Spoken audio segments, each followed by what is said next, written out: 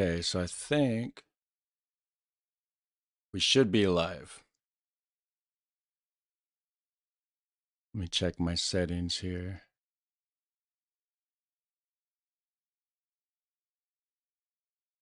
There we go. All right, how's everybody going? How's everybody doing today?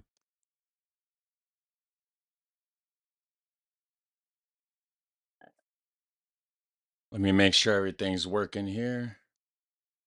Okay, so we got the chat in my OBS. We're good to go.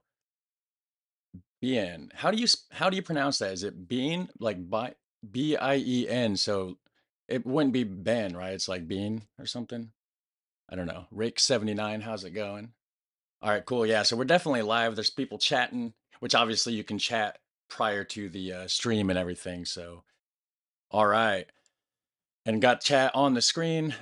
If that's not big enough, I will try to figure out how to adjust it. It was like 3 years ago the last time that I was going live and like putting the chat on the screen and stuff like that. So I got to go in my stream elements and figure it out, watch some videos, and you know how it goes. But yeah, so Amy's at work, so it's just me. Yesterday we had housework to do and stuff. That's why we ended up not doing the stream yesterday, like we talked about last week. We had a few things to do and everything, so I ended up doing that premiere though. That way I could at least still be in the chat with people, and you know, it's not a live, but it's second best, right? So doing the live today. Probably just going to be watching reactions. So what I'll do is after the live stream and everything, then I'll just update with the links. Normally I put the links down below ahead of time. I'm not going to bother like updating the stream every time before I, react to a video or whatever. So, and then more than likely what I'll do is I'll clip the live stream out afterwards. Like say I react to like 3 videos, 4 videos, whatever. I'll clip those out and then individualize them to be their own video for, just to be regular videos, right? So, anyways, how's everybody doing today? How's it going, Jamie?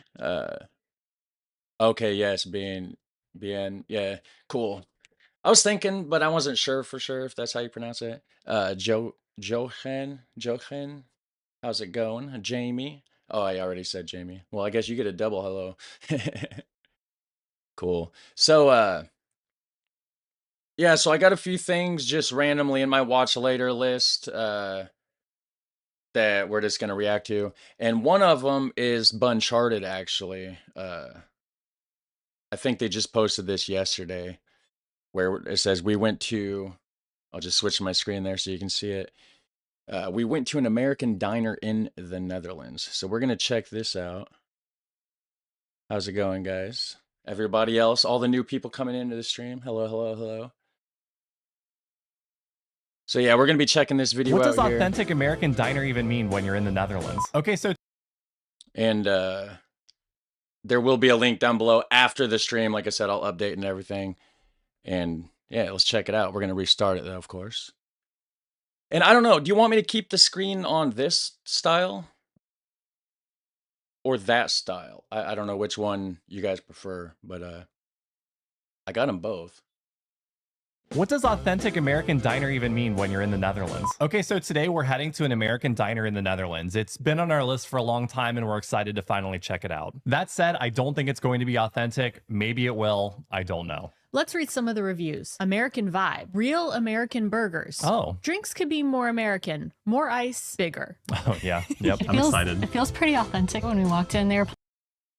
But who's the reviews coming from though, right? Because a European having a viewpoint of, oh yeah, that's definitely an American diner, might be a different viewpoint. I got one of those stupid stink bugs flying around. Sorry, the back door is open right now and there's like bugs, flies and stuff coming in. But anyways, an American would have a different perspective of, is that an actual American diner or not, right? Like, because we actually live the culture, American, whatever, whereas a European just mainly would see it on like, through like movies and TV and stuff, right? And they were playing a song from Greece, which I think is... You've been to a diner like this? We've lived all have no over the roots. United States. Yeah, that's the side effect of this is we have no roots. The consistent thing across all of those cities, diners. Well, that's sort of true. Yeah. We actually realized that I don't think we ever went to a diner when we lived in Austin because breakfast tacos. Yeah, that replaced kind of like your typical American dining. Yes, or but dining we Diners did are good. have diners that we like remembered fondly from every place that we've lived, whether it be Bluebird Cafe or Sugar and Spice in Cincinnati. Yeah. To 13 Coins in Seattle. Skillet. Now I got a bee flying around. Yeah, nature is coming inside today. I left the back door open because Tesla got sick like 5 minutes before the stream started. And actually, I was thinking I might be running late. Um, I don't know what happened. He eats like people food sometimes. I don't know if he got into the trash, perhaps. I don't know, but he's laying down there sleeping right now. So he's good. But I left the back door open because he threw up in the hallway. So I wanted to make sure that he was able to go outside and everything, get some fresh air, if he has to throw up again. Yeah. But yeah, diners are great. That's why I wanted to watch this video because like diners are like, I mean, yeah, there's fast food. We're known for fast food, but like diners, I think are like another thing that like is quintessentially like American, like just super American, right? So like to see what a diner would be in another country represented as an American diner, I do have a fly swatter. It's around here somewhere. I don't feel like going and getting it. And then I'd be sitting here for like fly swatting flies the whole video. It's okay. Skillet in Seattle. And then in Los Angeles, there was like Bob's Big Boy. Yeah, Bob's Big Boy. Yeah. Oh, and in Cincinnati, we also had Frisch's, which is like an entire chain of rest in peace, sort of. There are places where you could get breakfast all day. All day you could breakfast. get burgers. You could get milkshakes, malts. Yeah, especially you can get like club sandwiches and tuna melts, like a lot of like toasted sandwiches. Yes. Meatloaf. Meatloaf. Yeah, the ones Sounds that serve good. dinner. You could get like fried chicken. You could get meatloaf. You could get like turkey and gravy with mashed potatoes. I think like breakfast to me is like the sign of a true diner. True. Like being able to go in there at any time of the day, get breakfast, a cup of coffee that is probably not great, It's not gonna but be is good. bottomless. Like I prefer my wife.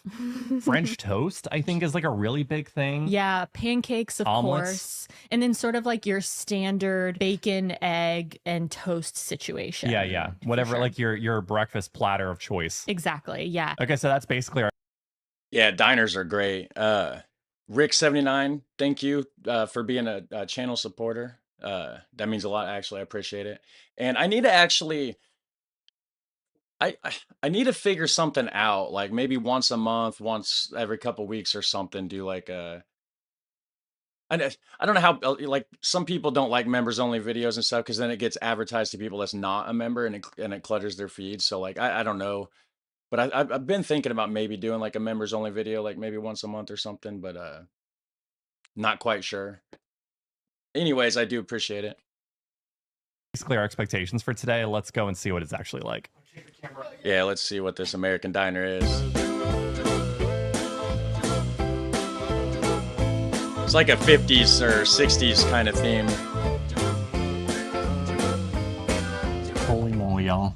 This place is pretty kitschy. It is pretty kitschy and it's gigantic. It is Like it gigantic. just keeps going forever and ever and ever that way. I'm excited. It feels pretty authentic too. When we walked in, they were playing a song from Greece, which I think is. You've been to a diner like this?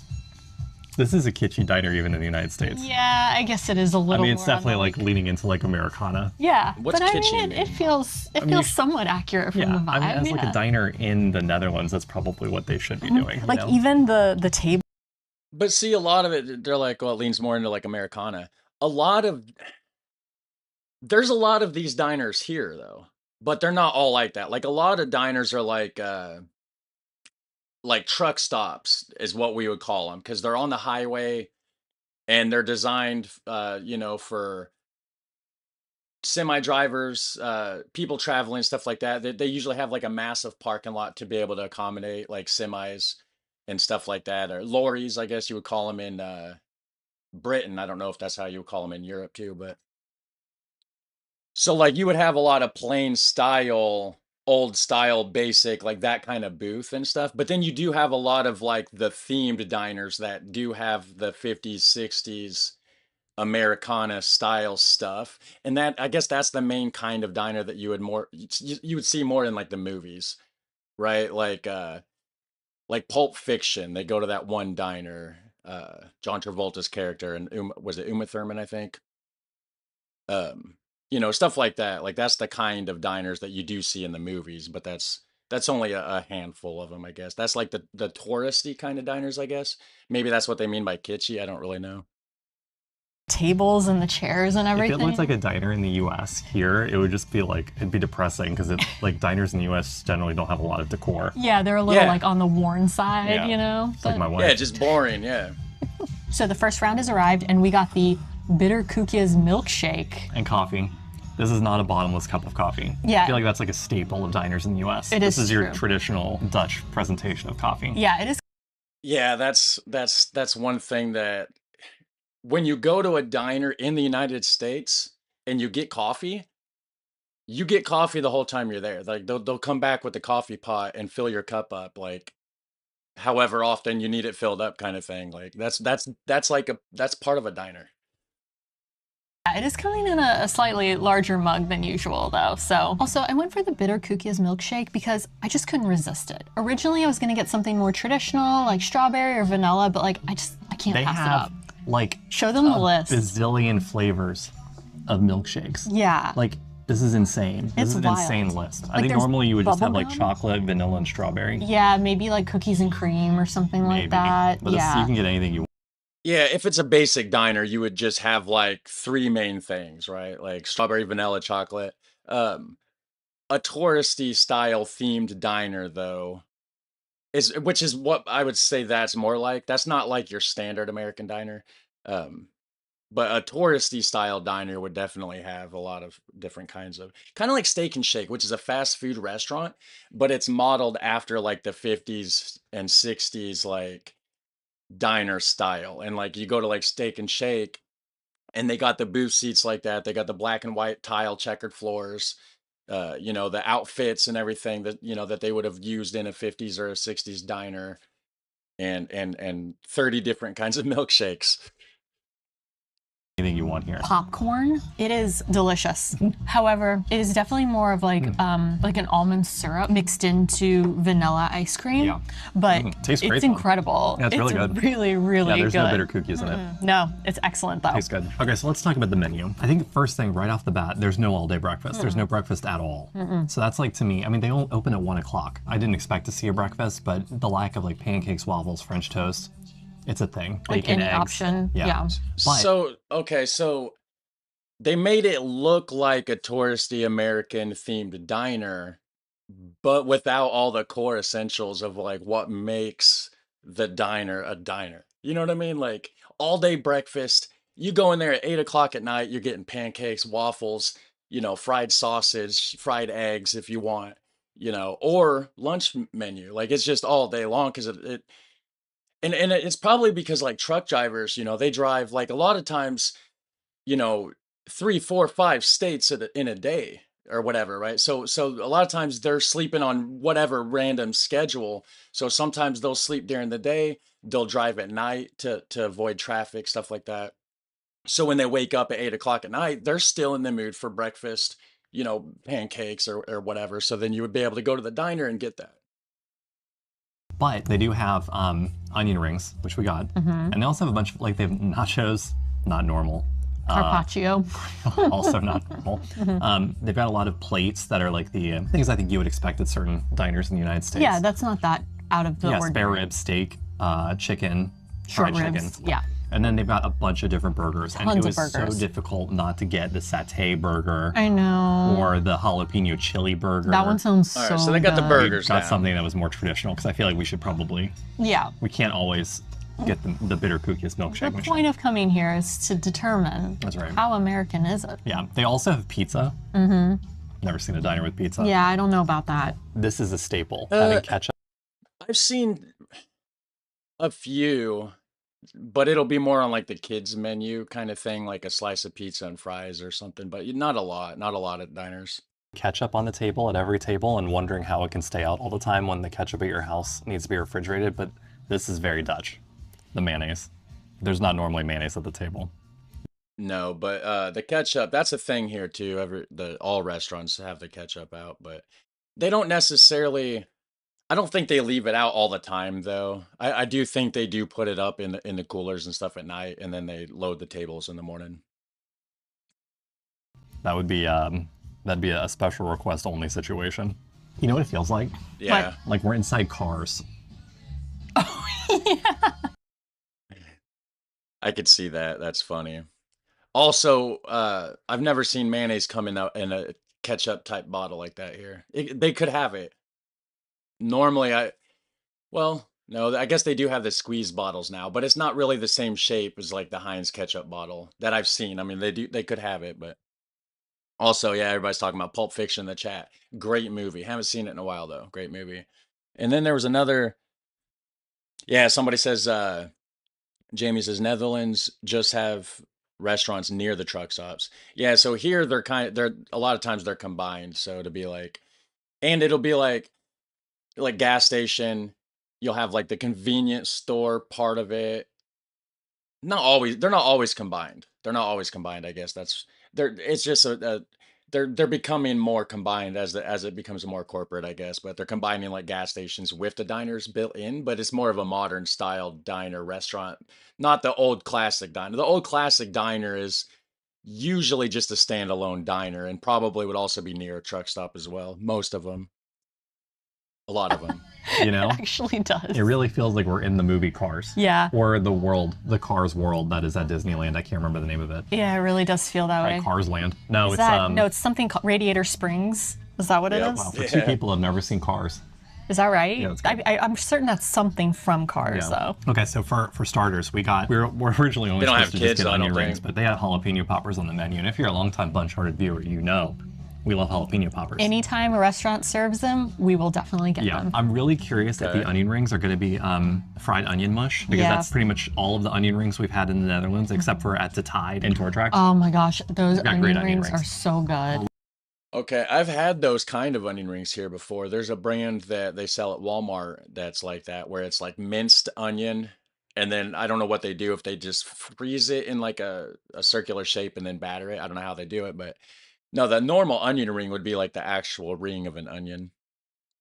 We'll wait on those. Let's just have a little tasty taste of the poppers. Okay. If you don't know what a jalapeno popper is, it's a jalapeno cream cheese and fried, and it's got two sauces. What do you think the white Pretty one good. is? This one kind of looks like a tartar sauce, and then there's definitely sweet chili sauce, which again, You wouldn't get that in a diner. never seen that outside of I like don't think I've ever seen a jalapeno popper at a diner though, ooh, not at a diner. but they no. should have them. Now that's something. No, probably not so much at a diner, but tartar sauce isn't something that would normally be served with a jalapeno popper. I've never seen it served with a jalapeno popper. I'm trying to think what would people actually eat with it. I don't think we dip them. I think we just eat them because it's already got the flavor inside of it. I don't know. I mean, some people might dip them, but I can't remember actually. I don't know. I don't eat jalapeno poppers a lot. They're good though. That's Cheers. more at like a chicken wing place, you know? Oh, they're hot. Uh-oh. Don't really have that much flavor, to be honest. No, it's got like a pickly jalapeno flavor at the beginning, but then it goes away and you just get a lot of fried flavor. Time for the onion rings. What do you think's gonna happen? It's gonna be onion mush. They look like they're onion I think mush. those are all Yeah. like pre-frozen. It does look like things. those. Cheers. Yep. Yeah. Onion mush. I mean, they're still good. Oh, the Yeah, sauce I is really mean- good. What is that? Oh, If it's like the ones that I've had, it's like, they're still delicious. Like those, they still have flavor. I'll eat them, but it's not a real onion ring if it doesn't have the actual ring. Like, you know what I'm saying? oh, garlic sauce. Oh, That's why garlic. it's so good. Michelle, what was your go-to order at a diner? Scrambled eggs, like hash browns or home fries with a side of toast, bacon, and then ideally one pancake. I was gonna say you love pancakes. Just All right, one, food has though, huh? arrived. Yes. It looks delicious. It smells delicious. Again, My wings? platter is gigantic. Whoops.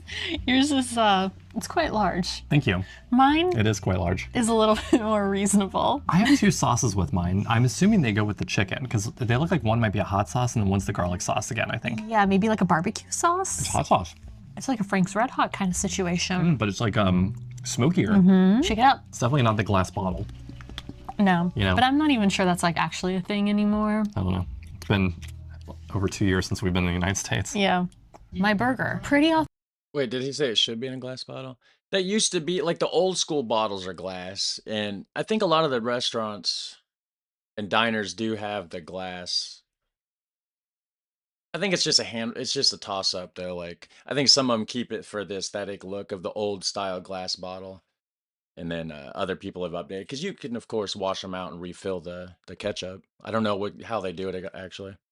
Pretty authentic. It does have the fried onions on it though, which I'm excited about, but not super authentic. Yeah, fries are good. They taste actually pretty authentic diner fries. They've got a little bit of seasoning on them Yeah, I too. was gonna say. Crunchy on the outside, soft and Fluffy fluffy inside. inside. Nice and salty too. Should I just go in for the burger? What do you want to do first? What do you think they're gonna want to wait around for? I'm gonna keep them in, hooked. I don't know. I feel like your fried chicken is the most interesting. Okay, all right, yeah, let's go for the So burger let's first. go for the burger. Why are you gonna take the American flag out of it? Yeah, I don't Okay. want it to poke me in the eye. Not cheddar cheese. No, not cheddar American cheese. cheese. The patty is seasoned There's American. I didn't notice that for some reason. There's American flags sticking in the food. I guess it's an American themed diner, so that makes sense. But I don't know. I've never seen that here. But of course, why would there be an American themed diner here? Besides, I guess there's the truck stops that have. It's not an American theme though. It's more of like the 50s, 60s theme with the old cars and the black and white checkered floors and. seasoned so well. I can't taste the onions because the burger has such a like strong seasoning on it. But I mean, it's good. The bun They is toasted nice. the bun. Yeah, the bun is toasted. Yeah, this is a tasty burger. It is actually a very tasty burger. And true to form, bigger than you would get at a diner. Yeah, much bigger. Yeah, But it's a good burger. Depends on the diner. That's the best. it is. The best. They must not have been to some good diner because I've been to some good diners where you get a burger that big, maybe bigger even. So I don't know. I don't know what area of the country they were from before they moved to the Netherlands.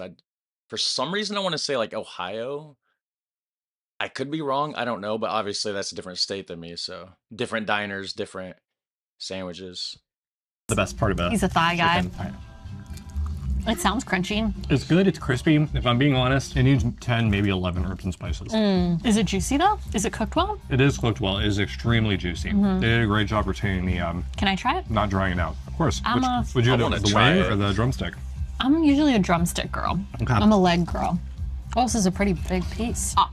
If we didn't try the spicy sauce. Oh shit, See, that's gonna solve the spice issue. It is gonna solve the spice issue. Pour a little bit of want hot chicken. sauce on here. It's like a big buffalo wing. So what do you think of the overall diner experience? I think it exceeded my expectations. Yeah. It feels like, I don't want to say it feels like super authentic, but it's very detailed. It feels authentic in like a Kitschy way. way. Yeah, What it's does that very mean? detailed. I'm very impressed. I kind of thought we were going to come here and it was going to be like, oh, like a little bit of memorabilia. It is a thrown lot of around, bit of memorabilia. But it's actually a lot plus a lot of other things Mm-hmm. too. So I'm pretty happy with that. I feel like this place emulates a like a dream of a diner. Like a fever dream. Yes, but we have been to this place in Rotterdam. I think they have 2 locations called Bij Jarmusch, and that's actually, in my opinion, more of a like recreation of what a normal day-to-day diner is like currently in the United States. I Yeah, think they've not so actually- over the top. Yeah, and the menu is a lot more similar. Like it's like a dressed up all day breakfast. It's a little bit hipster. Yeah, you can get pancakes, you can get eggs, and they have the bottomless coffee. They do have the bottomless coffee. Yeah. So I mean, I think to Nice. me, like that's more true to the diner experience, but this is more of like a if you want to sit down and have an experience, it's more like the like a soda shop or feel like you're in Greece, you know? Yeah, it's definitely that. Yeah. That's what this experience is like. But the food's good. Yeah. Yeah. I had a great time. Yeah. I'm having a great time. How would you rate your chicken? I've only eaten like 5 bites of my chicken so far. It's good fried chicken. It just I want Do you think they feel like they're in America? Like sitting there. I wanted to have more seasoning, but the sauce with it does help a little bit. I'm gonna go 3.5 stroopwafels. Yeah, and my burger, I'm actually like pretty impressed by Okay. how big it is. Pretty good burger. And how it really tastes like it was grilled over a flame and not like in a fakey kind of way. So I would give my burger. Shots fired at Burger King. like Burger King. I would give my burger I like 4 Burger King. waffles. Oh wow. I don't know why everybody gives Burger King so much hate. It's like a flame grilled like charcoal taste. I like it. It tastes like you're at a cookout. But I wonder what their stroopwafel scale is. Is it out of 5 stroopwafels, I would assume. Yeah. Feels weird to say stroopwafels. It does, We've been doing doesn't so many videos in Belgium. Should we be doing? Yeah. I was like, do you want to do like 5 American cookies?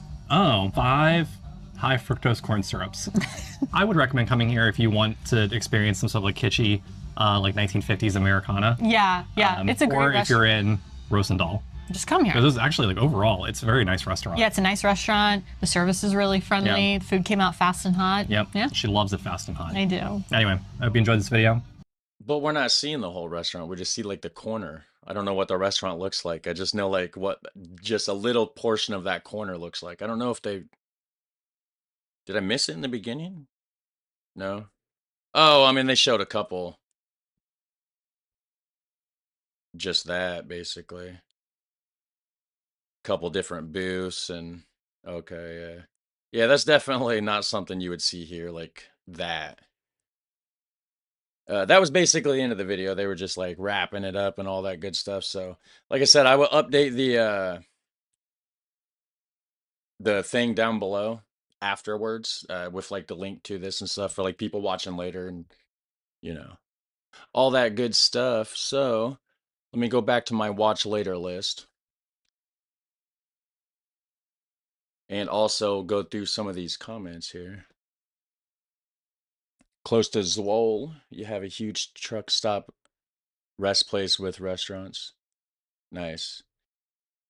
Yeah, and it'll probably be more common like around highways and stuff and like you'll probably see more of them pop up because like it's nice to have like all of it combined in one thing like if you're a traveler and you're traveling a lot or whatever. Hi Charlie and everyone. In Spain we have truck stops and there are often restaurants that serve menu del dia, menu of the day between 1 and 4 in the afternoon, and this is a 3-course meal.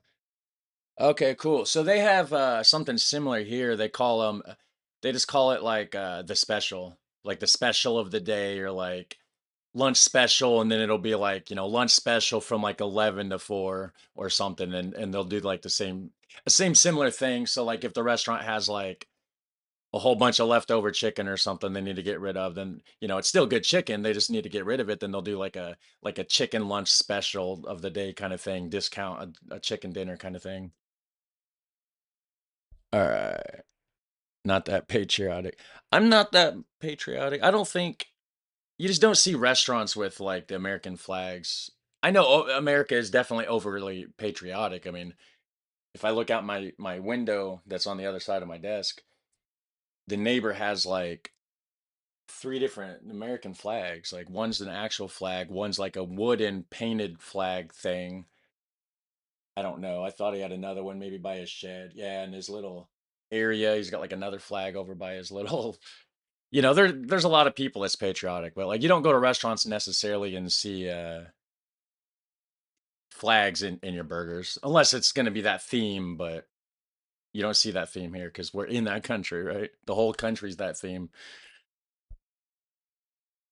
All right, so missing the first half hour. You'll be able to watch the replay. And also, whatever videos I react to during this, then I'll just clip out and make like individual videos too. So if somebody don't want to sit there and watch like the whole thing or scrub through to see what it is or whatever, they can just watch whatever videos later. Oh yeah, there's this Walter's World video I wanted to check out. European food etiquette for Americans. Which actually I'm going to remove that other one from my list. Hey there, fellow hungry travelers. Mark here with Walter's World. All right, so let me switch my screen over here. I forgot that I wasn't on the right screen. So yeah, Walter's World got European food etiquette for Americans. Link will be down below later. Not right now. But like I said, I'll update that later. Anyways, thanks for watching with me, guys. I do appreciate it. And we're going to check out this Walter's World video to see what I do wrong, probably, with my food eating habits and whatnot. Hey there, fellow hungry travelers. Mark here with Walter's World. Today I'm we're here kinda in hungry. Stockholm, Sweden. And today we're going to talk about are some of the European food etiquettes that American tourists should know before they come to Europe so they have a better time devouring all the food here, whether it's the meatballs here in Sweden or the pasta in Italy or, I don't know, the pub grub in the British Isles. Because I want to tell you one thing you need to know is when I see American tourists, one thing I see them get upset about is the idea of no free refills on soda. Yes, I'm sorry, my friends. Refills are not a thing here. Sometimes you might find it It is a pretty common thing here, but it's not like, and I have a theory too because well, at least with all you can eat diners or like all you can eat buffets, right? I think with them they give you a bunch of drinks because they feel like it's cheaper. It'll fill up your stomach with drinks and then you'll eat less food maybe.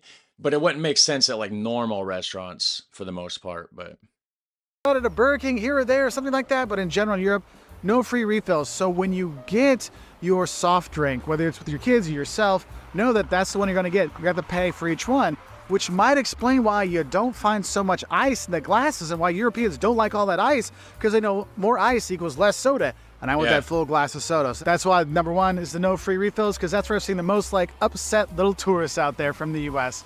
I'm like that. I don't put I'll specifically go like I don't get Dunkin' Donuts iced coffee a lot, right? It's pretty expensive. But every now and then, maybe once a month, once every couple months, if I'm going to Warsaw to get like packages for like an unboxing or something, I'll be like, you know what? We're already going all the way to Warsaw. Stop at Dunkin' Donuts, get some iced coffee, stuff like that. They're already charging like, I don't even know, like $3 or something for your iced coffee, maybe $4. And they cram it to the brim, like, absolutely, like, they if they could get another ice cube in there, they would. The only reason there's not more ice is because they physically could not fit it in the cup. That's how much ice they put in there. So then by the time they make they pour the ingredients in, you got your iced coffee, you got, like, 5 drinks. I'm not paying that $4 for no 5 drinks, I don't care.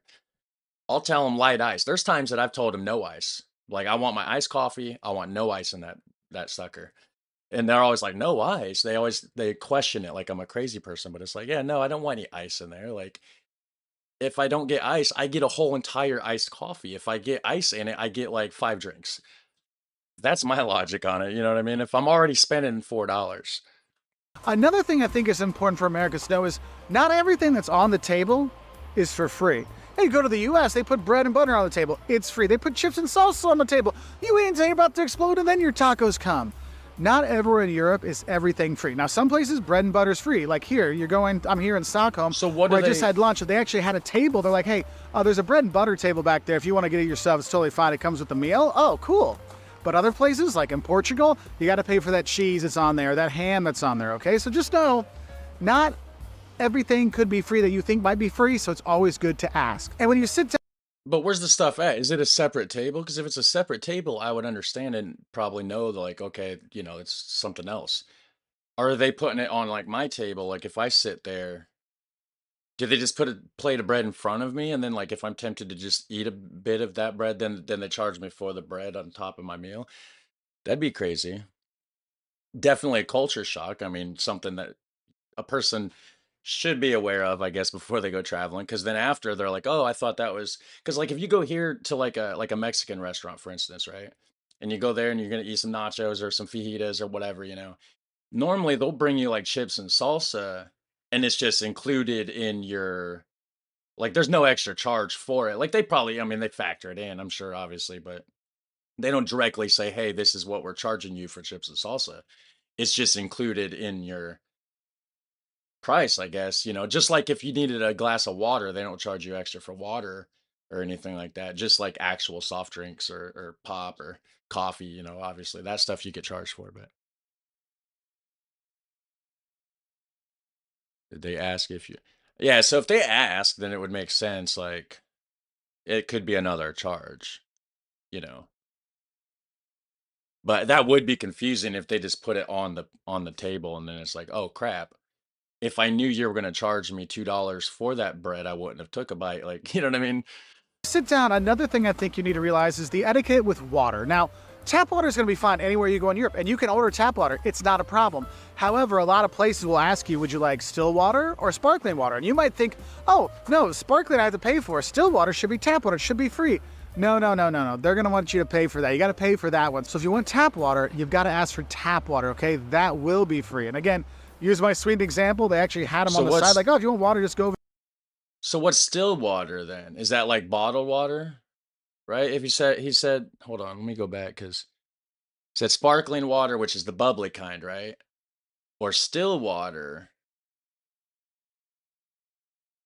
Oh, okay, I see. So just not bubbly water, but also of a high quality, probably a bottled water. So then if you just want sink water or tap water, you would have to ask, right? The water's not free there. That's fine. I don't really drink water anyways, even if they offer it. Because like here it is. Like if you go into a place when they come in, they give you the menu and or actually no, they come to take your order because the menu's usually already on the table. Like when they give you the seat or like when you go and you sit down, right? They hand out the menus, then they leave for a few minutes.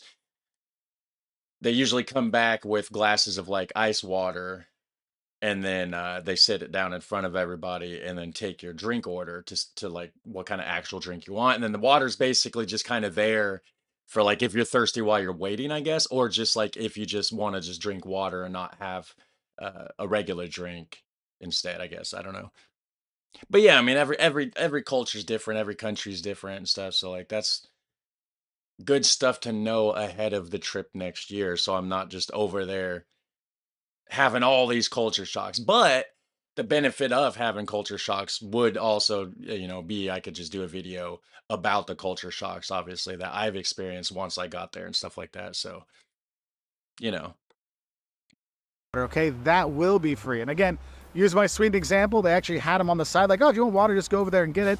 Other places will bring it to you, but just have a heads up for it. Because if you start getting what is spa blue and spa red? Still water is spa blue and sparkling is spa red. Is that like a brand, spa? Is that how they color code it? We have milk that's color coded. Like our whole milk would be like red lid. Our 2% milk fat would be like a blue lid. Uh, Skim milk or 1% milk fat would be like a light blue lid. Buttermilk's like a green lid, stuff like that. Hmm. In the Netherlands, you can fill your bottle for free in most places outside. It's like an outside spigot. Okay, so it is a brand, yeah, Spa. I've never heard of that. I don't drink a lot of water though. I should. I should drink more water, but I'm not out there looking at like different brands and stuff. So we may have that brand here too. I don't actually know. The main common ones would be like Aquafina or like Dasani or like the store brands, the Walmart brand, Kroger brand, you know. start getting all those bottles of water, that 2 to 4 to 5 to 6 euros per bottle start to add up. Now, one of the things, there's a big Region in difference in Europe Belgium. versus the Cool. US is the tipping culture. Now, in the US, people tip 15, 20% on every, sit down kind of meal, right? Well, here in Europe, there's a lot of places where you don't tip, or if you do, it's only a very little bit. Like here in Sweden, Good, you don't tip. Finland, you don't tip. Germany, you might give them a few extra coins. Portugal, you might leave some, but you don't have to. But in general, tipping isn't really a See, thing. And if you're paying with the way I always thought tipping is supposed to be, or at least my interpretation, right, would be like, you get something, they're providing a service, right? If this person is just nice, they're over the top, everything went smooth, great transaction, give them a tip. That's like like an extra thank you, like for your it's an appreciation, right? Well, now I don't know how it is over there. I think that's how it is, right? But here now, what it's become is like a big expectation, right? So you got people that's half-assing their job, not giving you service, because like my grandpa, for instance, he would always tell me like, with the tip, it's like it's an earned thing. Just be a friendly person. You're nice, you're friendly. He would give you a tip, right? But if a person came to the table and was like super rude, was just being real negative, had a bad attitude, not even wanting to do the job that they're there to do, just visibly upset that they're even there taking your order, stuff like that, then in that situation, it's like they don't really deserve a tip, then they should be getting the wage that they're getting paid anyways by the employer, right?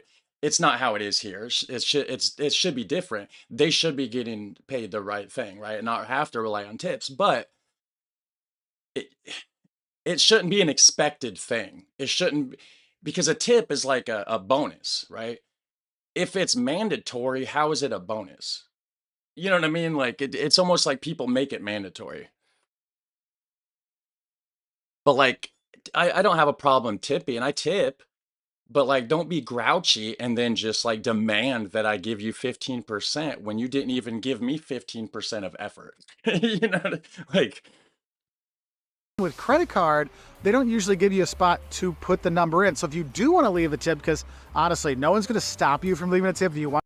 yeah, see, tip is more or less 10% here if the service is what you might expect. Yeah, that's fair. Now it's like they want to give you like they when you buy something, they'll give you like options for tipping and like now they're trying to make it where it's like you have to go through these hoops to get to 10% because the standard or like the lowest option is like 15% or 18%, and then it'll go to like 20, 25%, 30%, and then like that's the options that you can just click and then it'll predetermine like the math of that percentage of whatever it is and then factor it into the thing.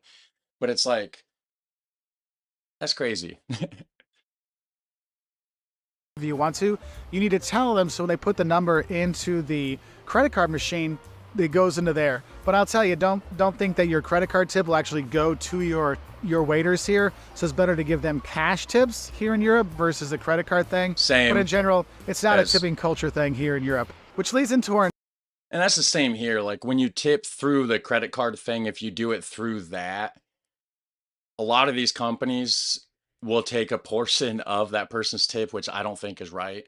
It should all go 100% to the person that got the tip, right? Like that's fair, you know. But yeah, so definitely give it to the person. to our next kind of thing, which is the customer isn't necessarily king when it comes to eating out in Europe. You want a special order, you want to change things up, they're more likely to say no here. However, I will give you this, if you do have allergies, they're awesome about that here in Europe, and that's a really great thing. But changing the menu items, usually, no, they're not going to do that. If you are upset about things, they aren't going to really care.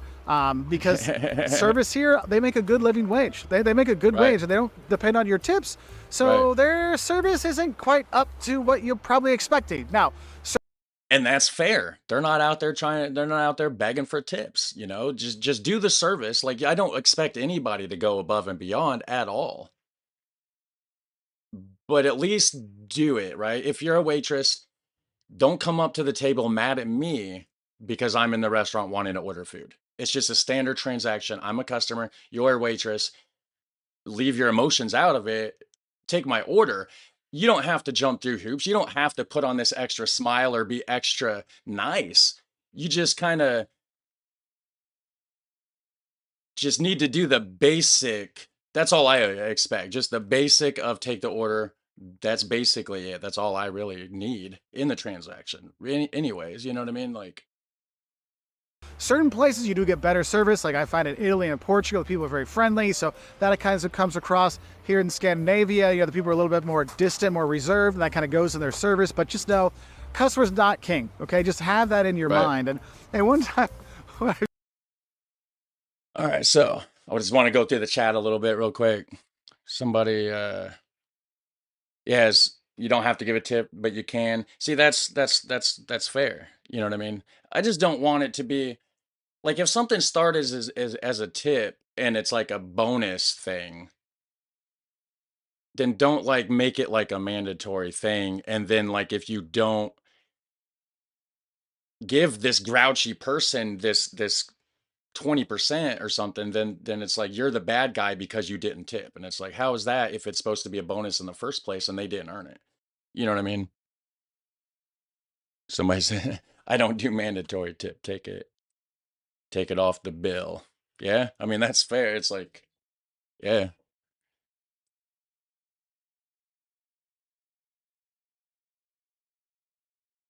Yeah. See, 10% food delivery or a restaurant, round it up the next five or $10 depending on the bill. Yeah, I mean that's the kind of stuff that I like to do. You know, like that makes sense. But then it's like you bumped it up, you know, and you gave them an extra $10, you know. I think it's fair. But then if you look at the numbers and then it's like, oh, but you didn't give 15% or you didn't give 18%, and it's like It's everybody has this percentage of like what they expect. That's the part that irritates me about it, I guess.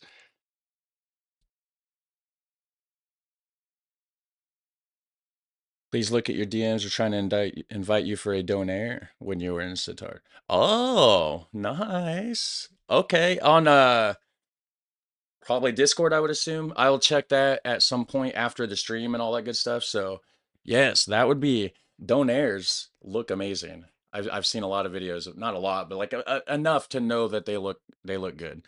That would be cool. If you buy food and clothing and drinks, etc., you do not have to pay extra taxes because it's already included in the price. Yeah, the VAT. I like that too. Like it makes sense. You don't have to do all this extra math and stuff. And like, I'm always doing that. Like if not always, but like if you're running low on money, right? Say you got like $30, $40 budget, then it's like, all right, I got to get this, this, and this.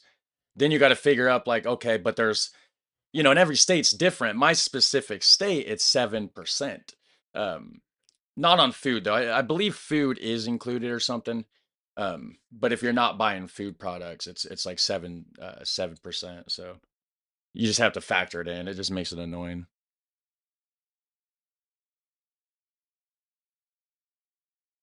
How's it going, Mandy?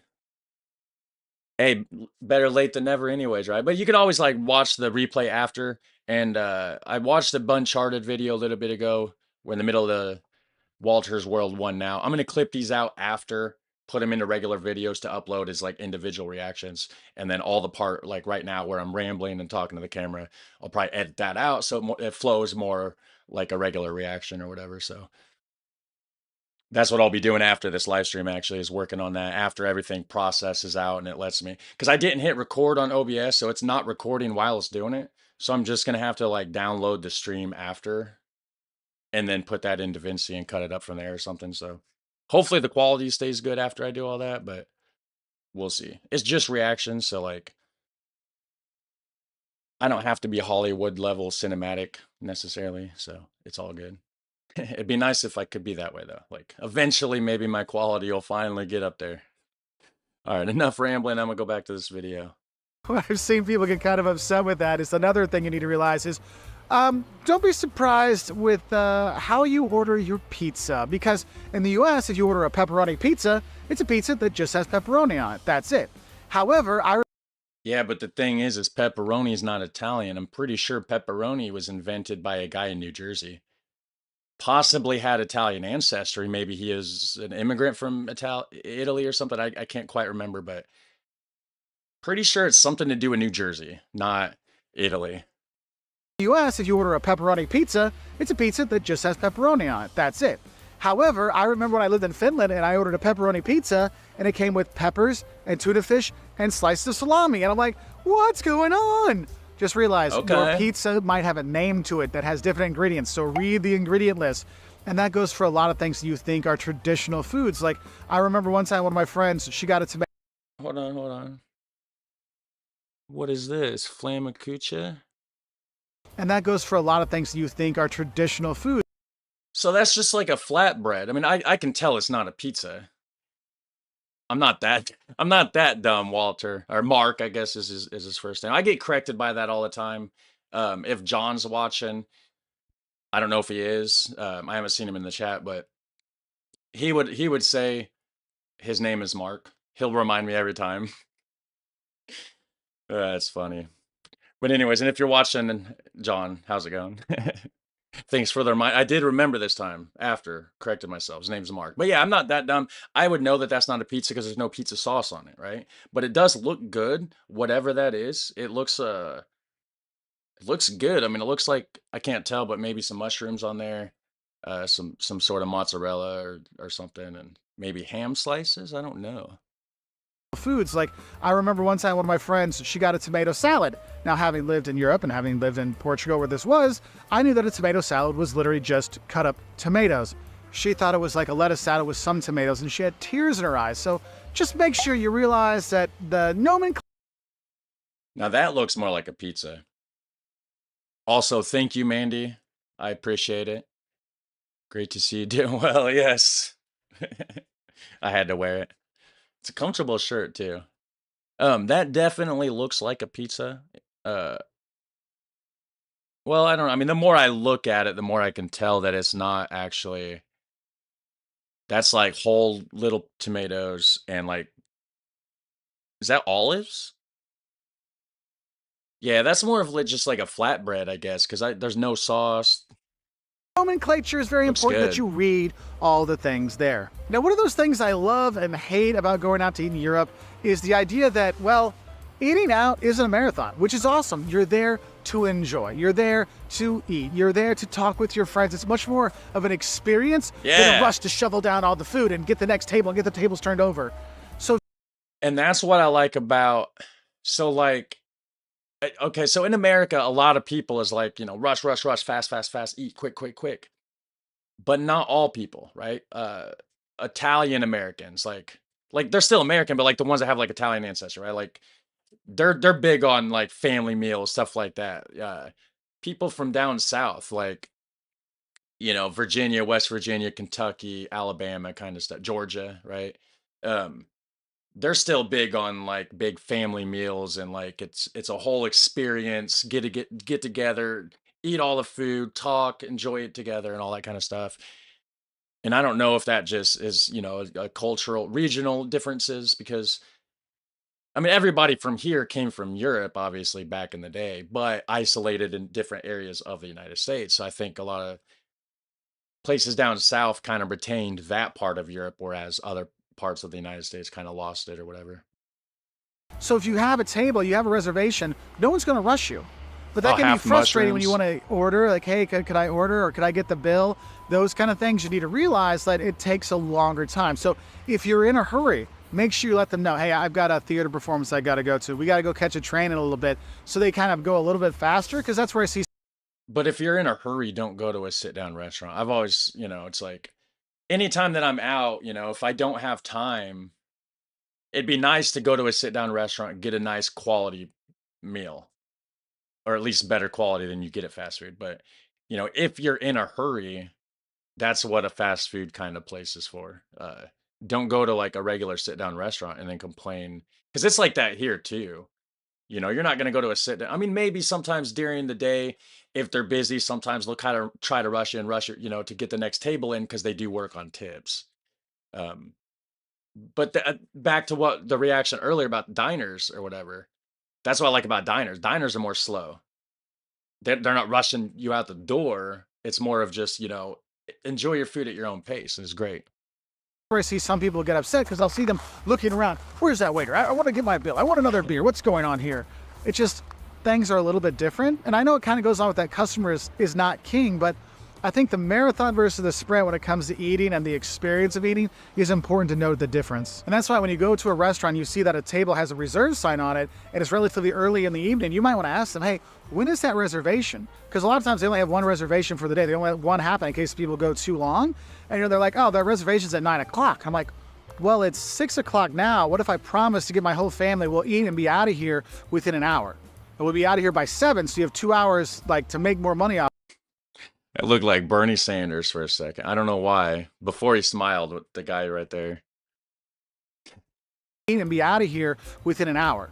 And we'll be out of here by 7, so you have 2 hours like to make more money off that table or do whatever, leave it there. Okay, now make sure you're out in time, but that's one of the things I've actually done quite a few times. Like, hey, we're going to be eating quickly. I just want to feed the kids. We'll get out of here before the 8 o'clock sitting or the 9 o'clock sitting. So that's something you can use. That's like a little hack I do to sometimes get a seat at a restaurant and knowing that I'm not going to have the 3-hour dinner, but only like the 35, 45 hour long dinner. So that could be something to think about. Because in the US, they're like, turn those tables as much as they can, like until you're there to get it. Then they put the reserve sign down. Now, if you're traveling Europe with their kids, I think another That's funny. In the Netherlands, you couldn't, or wait, where was it at? It scrolled past. My second screen over here is like an old laptop that I'm using as a second screen, and like everything, the aspect ratio is weird, and like it's like tiny little lettering. But somebody was saying like you couldn't rush dinner in the Netherlands if you wanted to, and then Mandy says that she's a waitress. If somebody wants to rush her, they're gonna wait some more.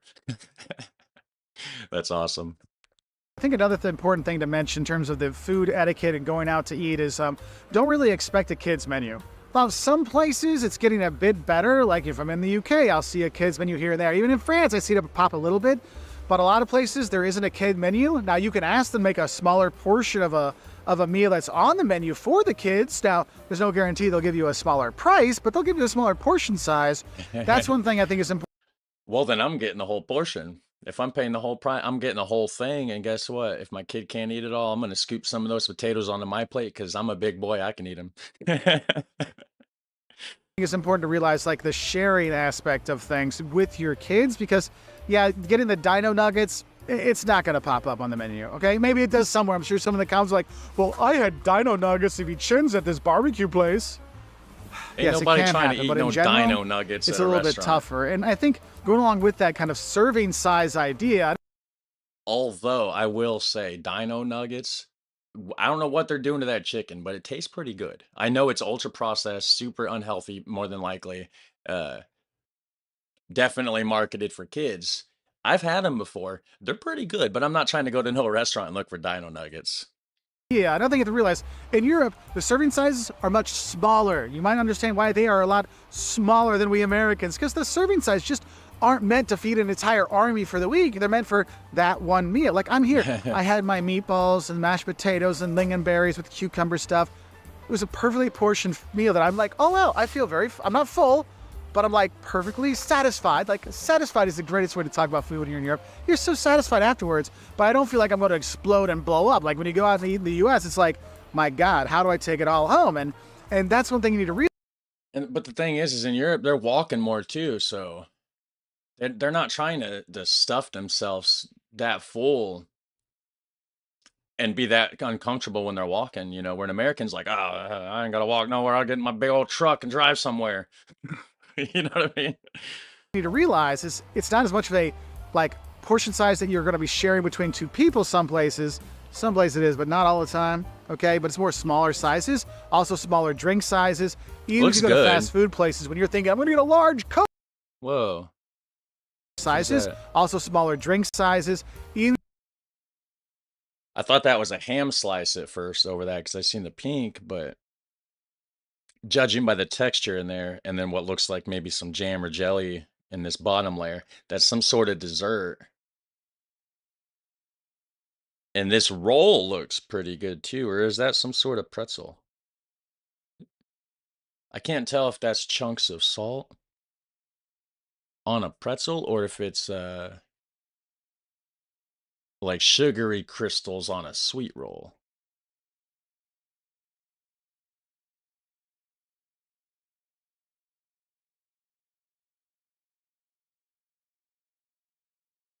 After a meal, you need some room for dessert or a coffee. Yeah, it's true.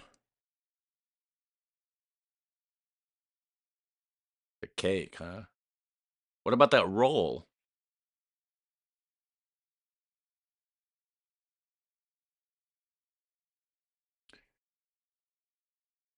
That's true. It says if you make the dinner too big, guests won't eat dessert.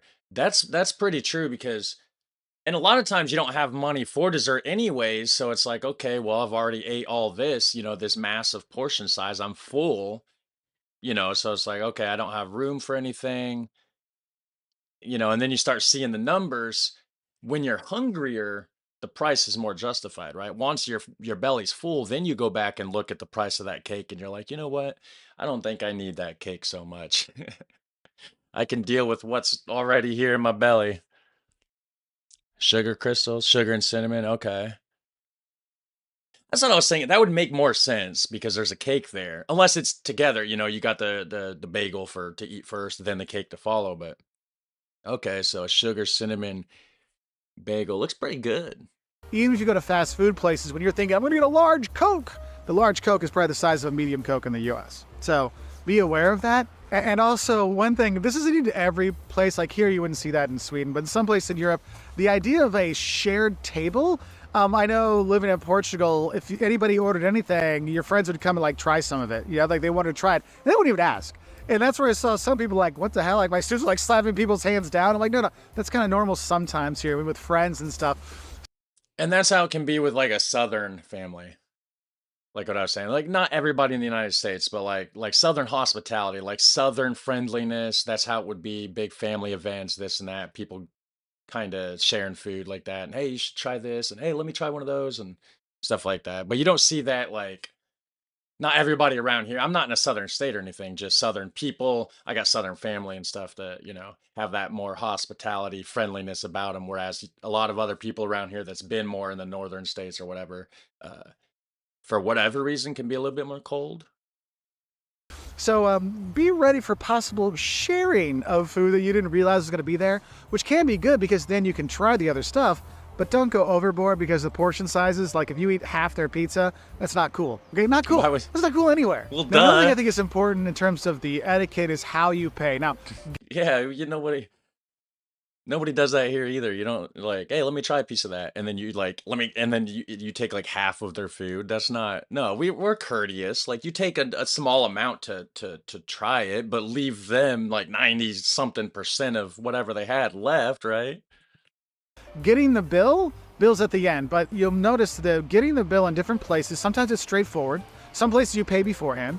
Some places like you just get the waiter's attention. Could I pay please? Oh, sure. And then you'll pay and go. And it could be you either pay with cash or card. Visa, MasterCard are everywhere. Tap and go is really big. Some place Yeah. like here in Sweden, like there's places that don't even take cash.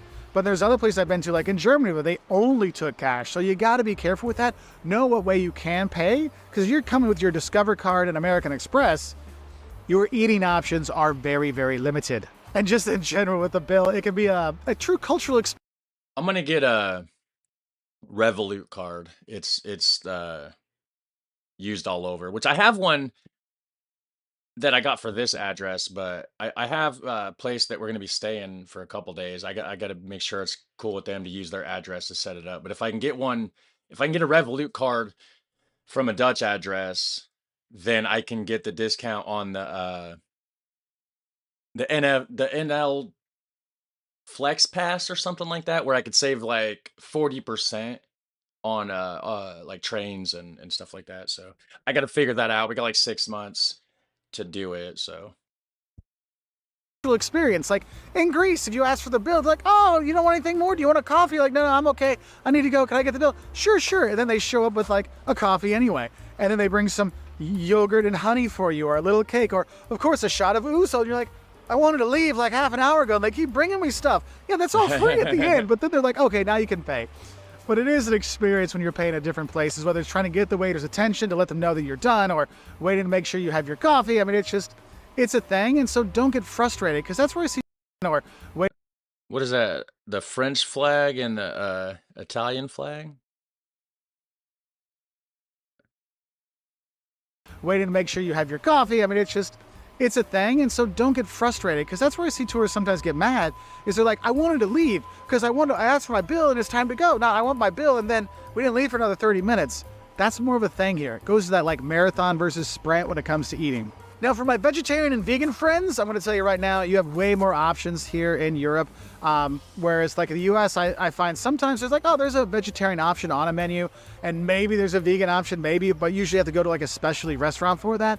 I find throughout Europe, vegetarian and vegan options show up a lot more often on normal menus, so that's kind of a nice thing. And also, you'll notice the It doesn't apply to me. I am not a vegan. food isn't as colorful here in Europe. Like you see your Fanta, and here it's Yeah. like a dull orange, and you see it in the US, it's like glows in the dark. You're like, oh my gosh. And you'll notice the coloring here is much more like tempered down, right? Because they don't have all the like the GMO stuff and the extra additives and things. I mean, you can look online for all this. So somebody says you can just create a debit card and cancel it and travel for free with the NS. This and that. The only thing though is like I'd be a foreigner in a different country, like breaking the rules and stuff. I'm not trying to go to no other country and like do anything that's even borderline illegal. You know what I mean? Like that's craziness. That's crazy. I mean I get everybody loves a good loophole. I mean I get the appeal, but I'm not trying to go to no other country and like do something weird or shady or like borderline illegal or like, yeah. For all the stuff that you can't eat. Plus, like that could travel back here with me. Like that's still connected to my financial stuff. Like they could probably, I don't know how it would work, between countries and stuff, but like, I don't know. I'm good. Can't eat in Europe, but you can eat in the US. And so that's one of those things you got to think about. So you really do feel like your food's a little bit healthier when you're here. You don't have as much of that greasy grossness, right? Looks healthier. Another small etiquette difference I want to talk about is actually how you hold your utensils and how you use your utensils. Now, if I have a pizza in the I knew this was coming. We're talking about how we cut things with our fork and all that good stuff. in the US, it's already cut for me and I'm eating the slices with my hand. If I got a burger, I'm eating it like this. Yes, people eat like that here too, but you'll notice sometimes people use a fork and knife with their hamburger, like in Scandinavia. I've seen it a lot of times.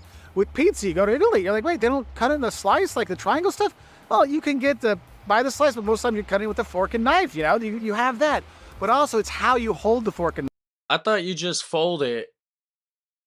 Or is that just the smaller pizzas in Italy, right? Doesn't a real Italian like fold their pizza in half or something and eat it? I don't know. Maybe that wasn't. I could be thinking of something else. Fork and knife. In the US, you poke it with your fork and then you cut it with your knife and then you put your knife down, then you switch hands, you take the fork, then you put it in your mouth. Yum. Europeans are much more efficient. Fork, cut, fork, mouth. They don't put the knife down and switch. That's how I do. Now I am guilty of using my fork as a knife. I've done that. But if I have a knife, if I'm sitting there with some pork chop or whatever, and I got my knife and my fork, then I'll hold my fork with my left hand, cut my stuff with my right hand. Even though normally I would eat with my right hand, I just use the left hand to eat with since the knife is in my right hand. I don't do the switch back and forth, but I was also born left-handed. And then for whatever reason, when I was in school, kindergarten, first grade, whatever, the school that I was at the time, they made me switch to being right-handed. So I do a couple random things with my left hand anyways, probably more than like a normal right-handed person, but like I don't have full function with my left hand. I can't write nothing or stuff like that anymore. I used to be able to when I was in grade school. I could write stuff with both hands, but lost it after not using it. Only started using my right hand for most things. So Switch hands. That's one of those things you'll see. So look for it next time you're here. Be like, oh, you're right. There's more shoveling here than switching. Oh, interesting. And then I want to talk about this etiquette difference, and that's one of the things that I see a lot of people's heart, get broken when they come here, and that is. So I guess I was wrong with the pizza thing. That's more like a calzone type situation. Regular pizza, absolutely not, I guess. Real Dutch food only needs a fork, and then you shove it in. Well, you need a knife sometimes to cut your roquefort, right? That is, your idea of traditional food from a country might be very different than the actual traditional food in the country you're going to. Just think about it. Yeah. If you're in Wisconsin, you have all the Swedish immigrants that came here in the 1800s, right? Well, that's 200 years ago. No one's eating the Lutka fish here in Sweden anymore. I mean, some people, yeah, but like it's not a thing. True. Whereas there, it's like, oh, you have the smoked fish, you have to have that. That's a. But the thing is okay, so the state of Indiana is known for tenderloin sandwiches. That's something that came from, which I'm not saying the tenderloin sandwich came from Germany. In Germany, they're doing schnitzels, pork schnitzels, right? Well, German immigrants a couple hundred years ago are over here making schnitzels. And then, of course, in great American fashion, everything gets turned into a sandwich. So the schnitzel gets turned into a sandwich. Fast forward, now they call it a pork tenderloin. But it most certainly has history that goes to the schnitzel. But it evolved over time here. So it's not the same as what it was 200 years ago. So it's different than the schnitzel. But essentially, you take your pork fried, extra fried, crispy, breaded pork schnitzel thing, right? Throw it on a couple buns, with like some mayonnaise, pickle, lettuce, some onion or something, and it's pretty good. It's a thing. There's a thing for my great-great-great-great-great-grandparents, when the Bingstons came over. Yeah, that's totally different, right? And that's another thing is like your spaghetti and meatballs, which I talk about ad nauseum. I apologize, but it's such a great example. In the U.S., it's always spaghetti and meatballs. That's how we roll. Well, in Italy, spaghetti is a first plate and meatballs are a second plate. And so they come at different times. They're not mixed together. And for the people that are going to say, well, there Oh. are some places that do that. Yes, there's like some places that do it. But in general, you don't see it. It's not a thing there. And that's just it. You kind of get disappointed. Like, oh, it wasn't the smorgasbord like I remembered back at home. And it's not like the spaghetti that I remember my nonna made it back in the day. Look, it's just different kind of stuff. And don't be disappointed by it. Just know there's different kind of things. My grandma, she made the best chicken and noodles. It was chicken, and she's like, and it's the Spätzle, the German noodles that my grandma, my Oma made for me that came over from the old country. I'm like, oh, it's so good. So I remember coming to Germany the first time. I'm like, oh, where's the Spätzle and the chicken? And they're like, Spätzle with chicken? What kind of sick, perverted person are you? Spätzle with cheese or Spätzle with bacon or something, but not Spätzle with chicken. What a weirdo. But the thing was, I was so used to that, I was like heartbroken. It actually took me a couple years to really get back into eating the German noodle Spätzle when I go to Germany because I was so disappointed by it. So just realize you're going to have some of these differences. And, you know, what are Right, some of the right. things Makes you've sense. noticed over the years when you travel to Europe and comparing eating out in the U.S. versus eating out in Europe? What are some of those etiquettes you want to kind of think about? Because another thing I think is an etiquette one is actually looking at your phone usage.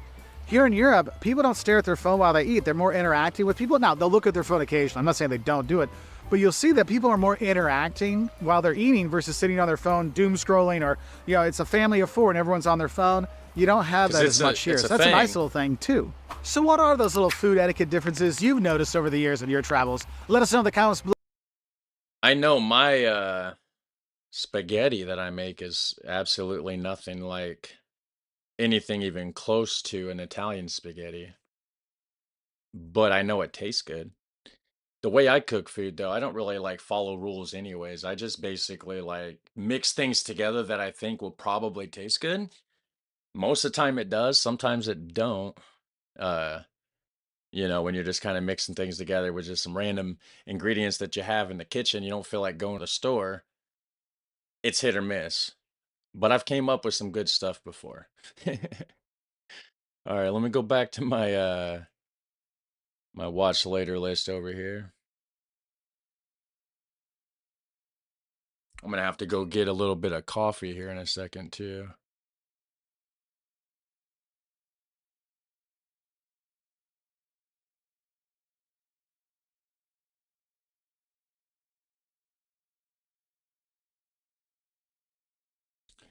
So have you guys heard of water chestnuts and spaghetti? Because I've done that before, and that's not even like I think water chestnuts is like an Asian food or something. I don't even know.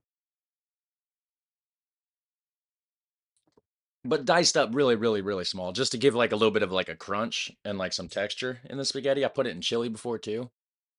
I've never in my life heard of anybody doing that ever. I don't even know why I did. I just thought it just sounded good one day. It doesn't actually really add like a lot of flavor though. It's more of like a texture thing. But like it can actually soak up the flavor like of the chili and stuff after like a day or two. You got leftover chili in the fridge. A couple days later, the little tiny, tiny little chestnut pieces, soaked full of like the chili flavor. It's pretty good. But I cook weird though.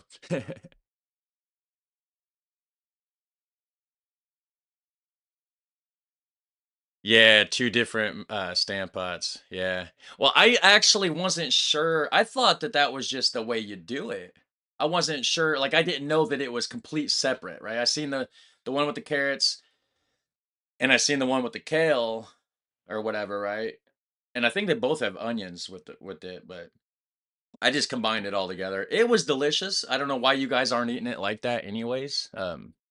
It's like if you know the kale one's good and you know the carrot one's good, why not just mash it all together and then it's extra good? You know what I'm saying? That's my logic.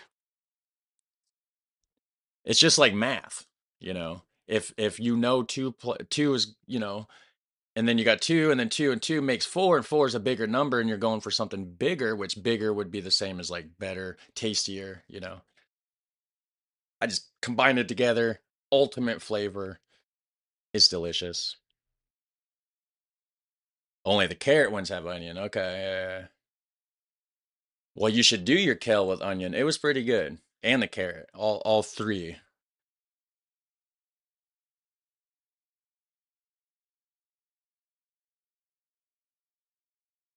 So there's a video right here This is a sidewalk in the American by Evan Edinger, I think is how you pronounce it. I seen this pop up a couple weeks back, and it's why Americans don't walk to school anymore. This sidewalk here stops. That's how it goes a lot of times here. I had footage. I don't know where it's at. It's in like an old phone somewhere. I don't know for sure, but I'm supposed to have footage somewhere that I took of. It's like a sidewalk in town, and it stops like that, and like there's like a bush growing out of like the sidewalk pretty much, and like seeing stuff like that around here is pretty common. It's like it doesn't even make sense. Like there's sidewalks sometimes where it'll only be the sidewalk in front of the house. Like it'll be like a neighborhood that nowhere in that neighborhood has sidewalks, right? But this one big fancy house on the corner, because they pay money for the city to put a sidewalk in front of their place. But it doesn't make any sense because you literally only have a sidewalk right in front of their corner. Right, and then but then it stops like this. Like nobody uses it. So why would they even pay extra to only have a sidewalk there anyway? It doesn't even make sense to me. It's almost like sidewalks, like an aesthetic bragging thing for like rich people to just add one in front of their place sometimes in a neighborhood that don't even have them. I don't even know. I'm rambling, but anyways, Evan Edinger. Links will be down below later. I'll be updating the links and everything so that they'll be there for the replay and all that. So we're gonna check this video out and find out why American kids don't walk to school anymore. I've actually walked to school a few times when I was younger, when I lived in town close enough to the school. A lot of times I lived out in the country and it was like a 10-minute car ride to get to school. So there's no way I would have been able to walk. That would have took hours. This is a sidewalk in the American suburb where I grew up, or at least, well, it could be a full sidewalk, just sort of ends here. It also starts just visibly over there. But interestingly enough, there's actually a big... So it just starts right over there. So this is one of those spots that I'm telling you, that homeowner paid extra to have the city put that sidewalk in. For no, I don't know why, because it doesn't connect with anything else. It starts there and ends there in front of their house. A big reason for this. And in fact, the US government and state governments claim it's not their responsibility. Any township that try and solve this problem of the pedestrian infrastructure, well, they end up not being able to do much due to one sneaky reason. In Deptford Township, the township in which I am standing right now, they made a big announcement last year that ruffled a few feathers.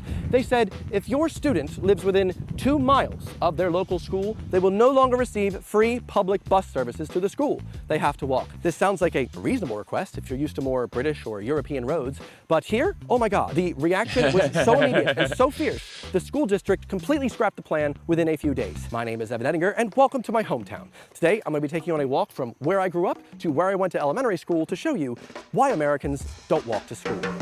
Nice. Yeah, this is going to be a good one. I will be back in a minute, guys, because I do need to go get my cup of coffee that I forgot about. So I was planning on doing that before we started the video, and then I started rambling.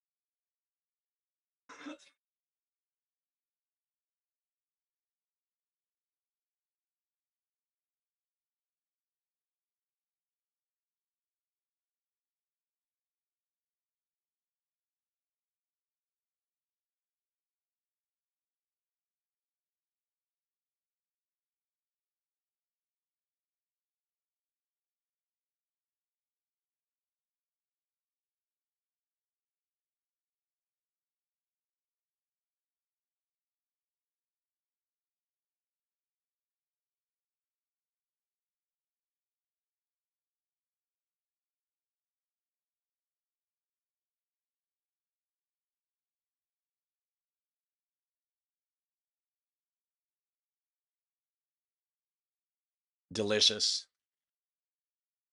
Cafe Bustelo. For anybody wondering what kind of coffee I'm drinking, with some hazelnut creamer. It's absolutely amazing.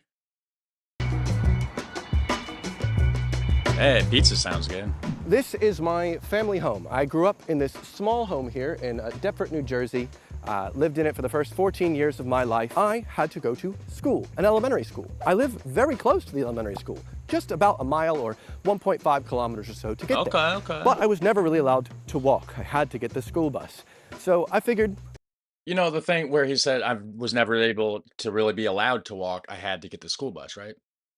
I can relate to that because I also lived at one point in time about the same distance away, probably, to the elementary school that I was at the time. And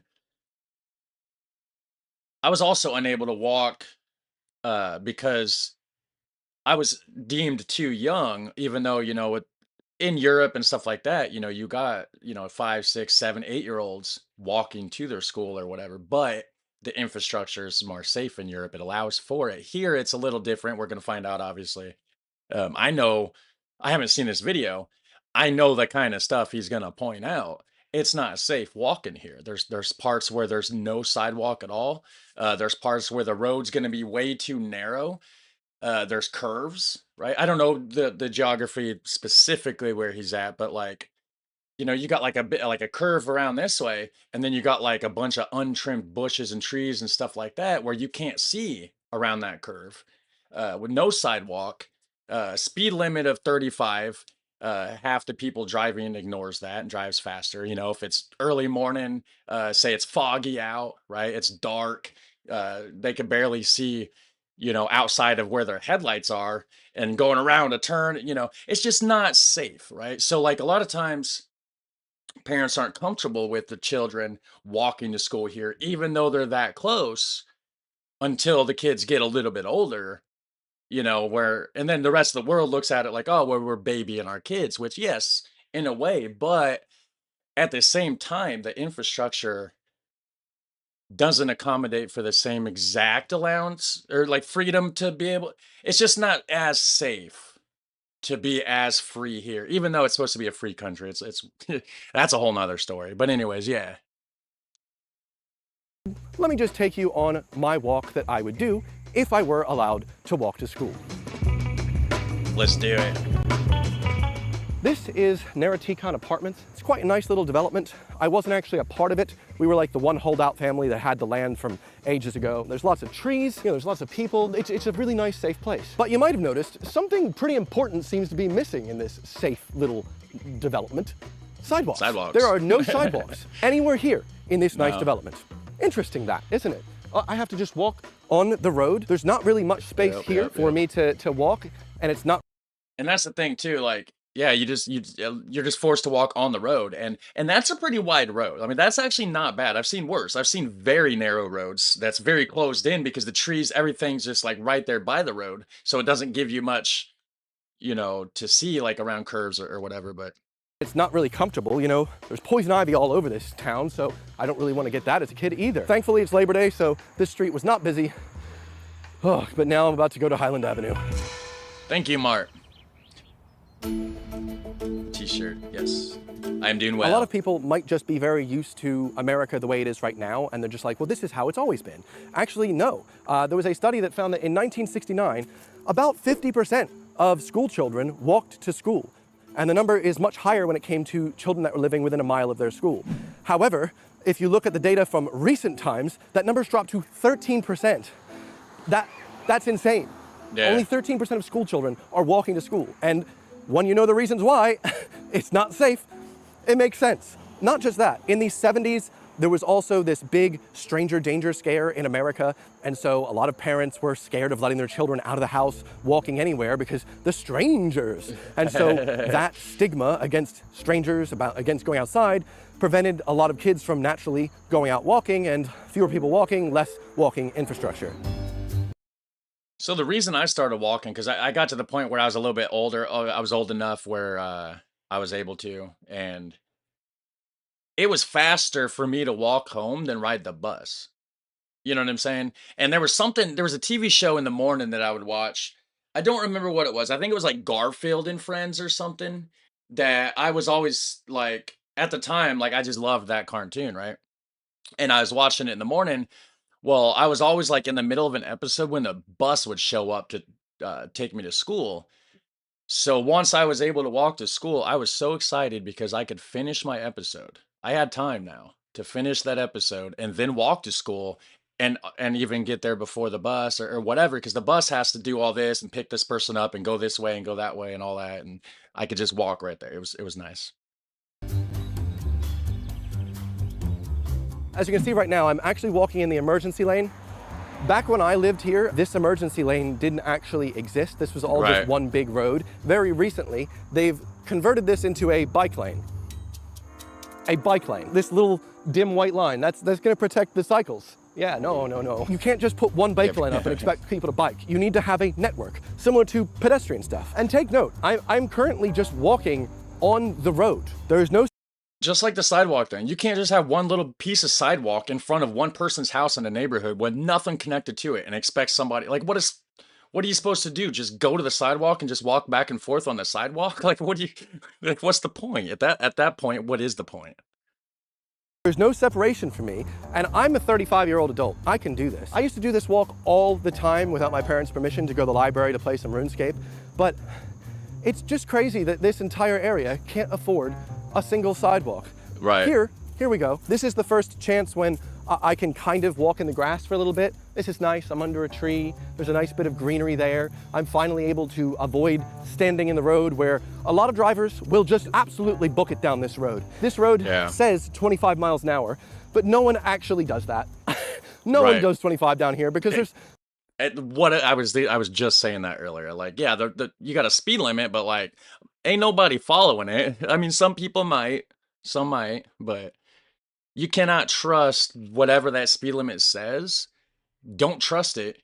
People aren't following it. They will be driving crazy, depending on the day, time of day, whatever. They might not even be driving on the road. Like, you know what I'm saying? A drunk person on a Saturday night when it's dark, they're driving down the cycle path on the side, the so-called cycle path. There's no repercussions of speeding. So most drivers that I see end up going like 50, 60 miles an hour up and down here because, well, because they can, really. Pretty much. I mean, there's no cops sitting on the side of the road stopping them. So yeah, I mean, it's just how it goes. You know, it's like over time it gets worse and worse and worse because people get used to being able to go fast through there. There's no cops enforcing the speed limits or whatever, right? So then over time, you know, extra 5 miles an hour turns into you're going an extra 8 mile, and that next thing you know, you're going an extra 15 miles an hour and 20 even.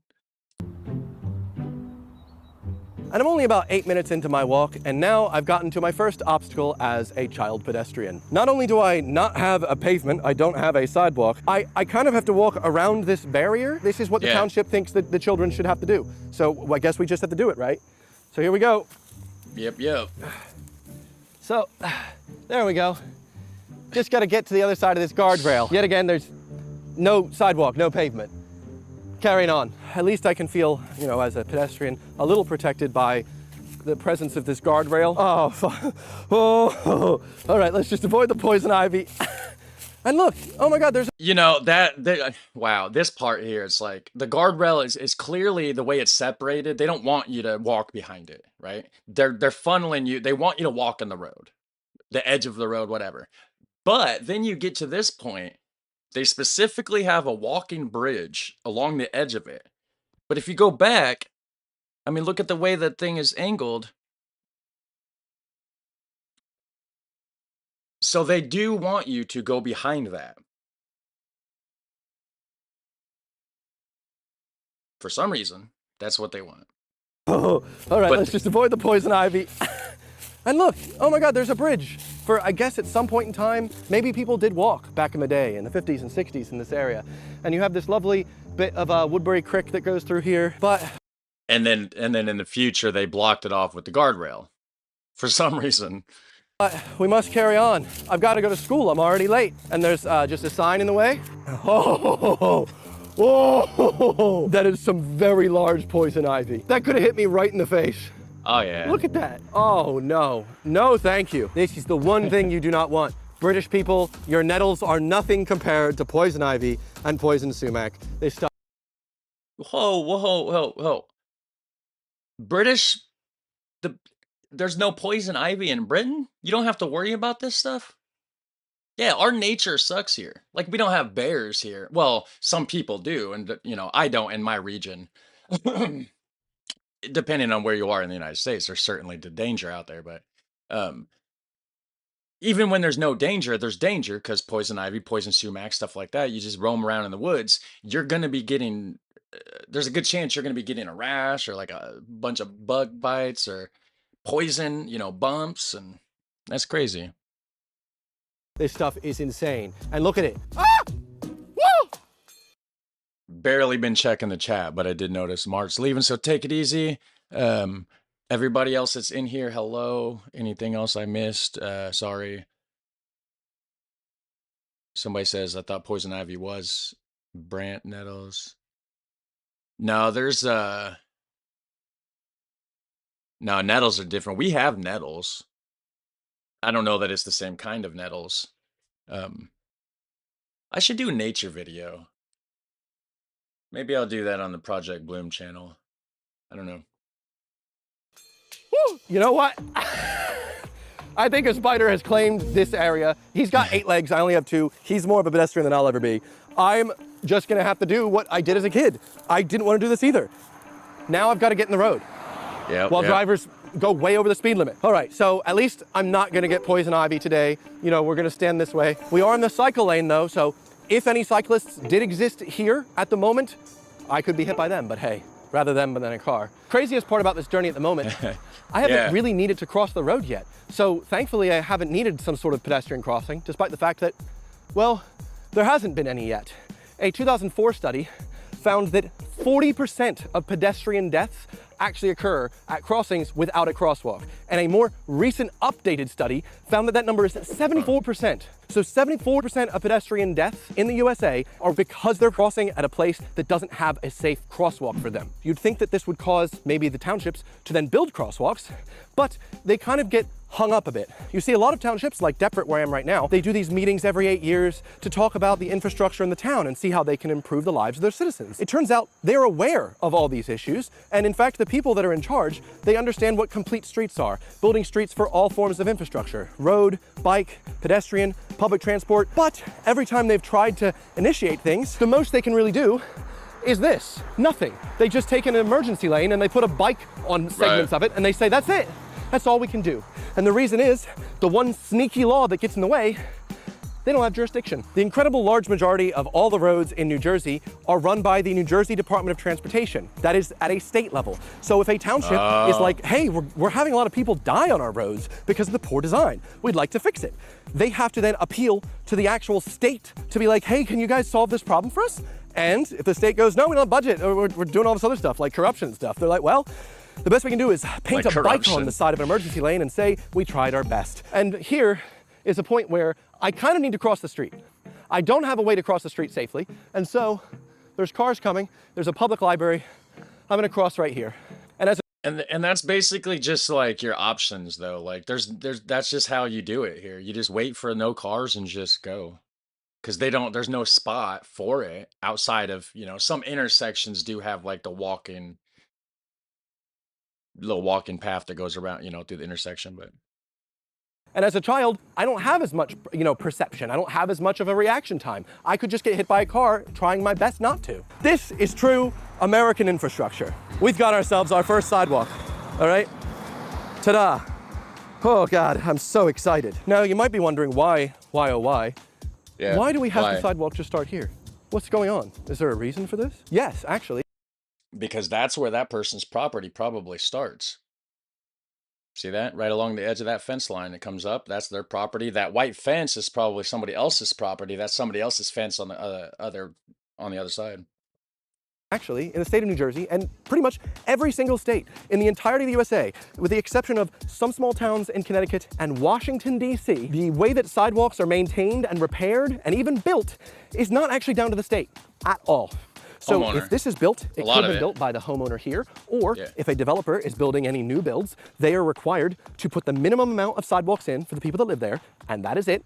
That's why you have this patchwork of spaghetti where you just have the sidewalks like this, just sort of fucking end.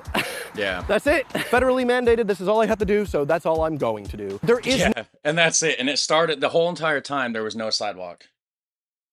Only in front of this property. Sidewalk starts, you walk 60 foot, sidewalk ends, 100 foot maybe. I don't know what that is, but yeah, it's just craziness, guys. is no state or federal or even township level that require them Can to you- do the Just kidding, you get shot when walking on their sidewalk. Probably not. I mean, the walking down the sidewalk thing's fine. If you were just walking back and forth or hanging around in front of the sidewalk for an extended amount of time, in the wrong area, maybe. I wouldn't try it in the ghetto necessarily. Just hang around, but just walk and then keep walking. You'll be fine. Nobody really. And nobody's just out there shooting everybody anyways, really. I mean, I think that's a lot of just like gang stuff or like disagreements and there's a lot of people here that own guns, but it's not you don't just see them everywhere when you go out, you know what I mean? I mean, maybe in the ghettos, but do the entire thing. The only part of transport infrastructure that the USA and almost every state really care about is this bit right here, the road for cars. When it comes to the pedestrian infrastructure, which is a very important part of the network, the cycling, the public transport, the pedestrian infrastructure, that is left out to the homeowner. If you're in the event in which you come across a bit of sidewalk that is broken up, you could trip and fall maybe, or like this clip I filmed the other day somewhere in National Park. No. that's the worst you can find. I've seen so much worse than that. And this lady's asking, "Are you filming my sidewalk?" Well, it's actually, even if it's up to the homeowner to build it, that's state or city property. They have like a right-of-way area or something. The other day somewhere in National Park. No. Video. Yeah, that woman was upset that I was filming. I was like, why is there no sidewalk here? And she went, oh, it's because the person that's living here, she's elderly, can't do it. Usually the way this works is if you're having a broken bit of sidewalk or a missing bit of sidewalk, the township is actually meant to be monitoring, going around, or you could report it to them. And then they're meant to contact the homeowner and say, hey, see that cement in front of your house? That's your responsibility.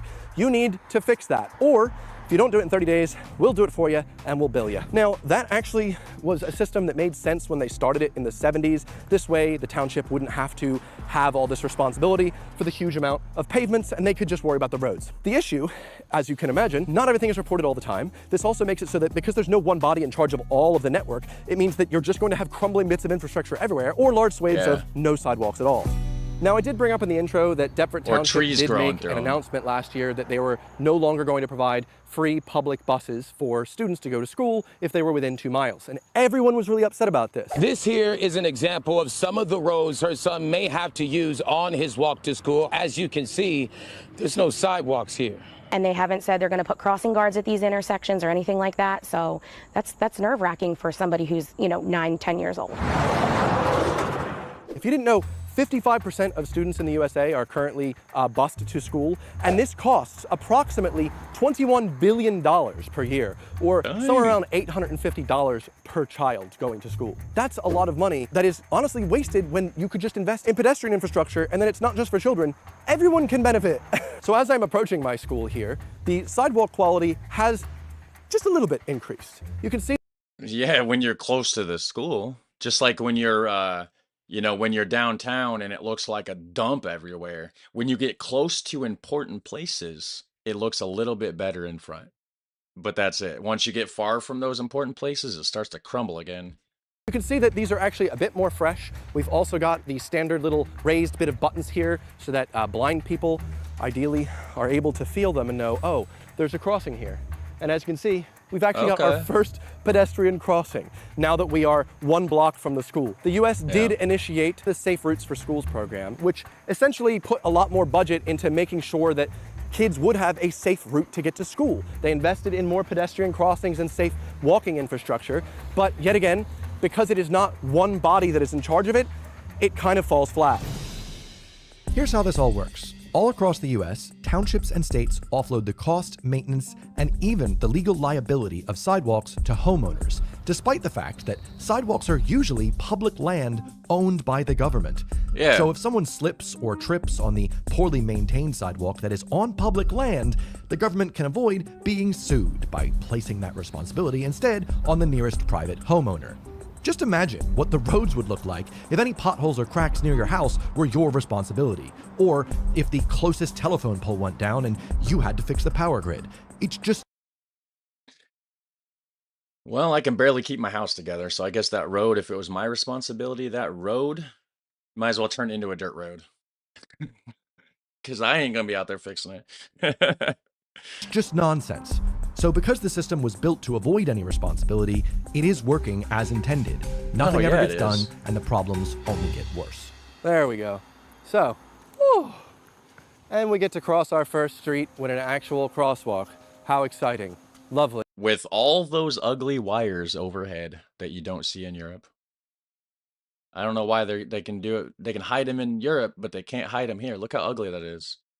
Lovely. Now, when it comes to the Safe Routes for Schools program, at some schools, they did find that by building the crosswalks and pedestrian infrastructure around the school, they were able to increase the amount of students walking by 13 to 20%. And California found that they actually had a decrease of 75% of pedestrian accidents by increasing the amount of safe routes to school. Yet, okay. I thought he was going to say a decrease in walkers. I'm like, why? It's less people who want to walk? all this positive data, yet again, doesn't do much if the people in charge of maintaining this bit of pavement, this bit of sidewalk, are the people that live in this house, that I'm assuming are not professional pavers and also don't really care because the system doesn't work for them either.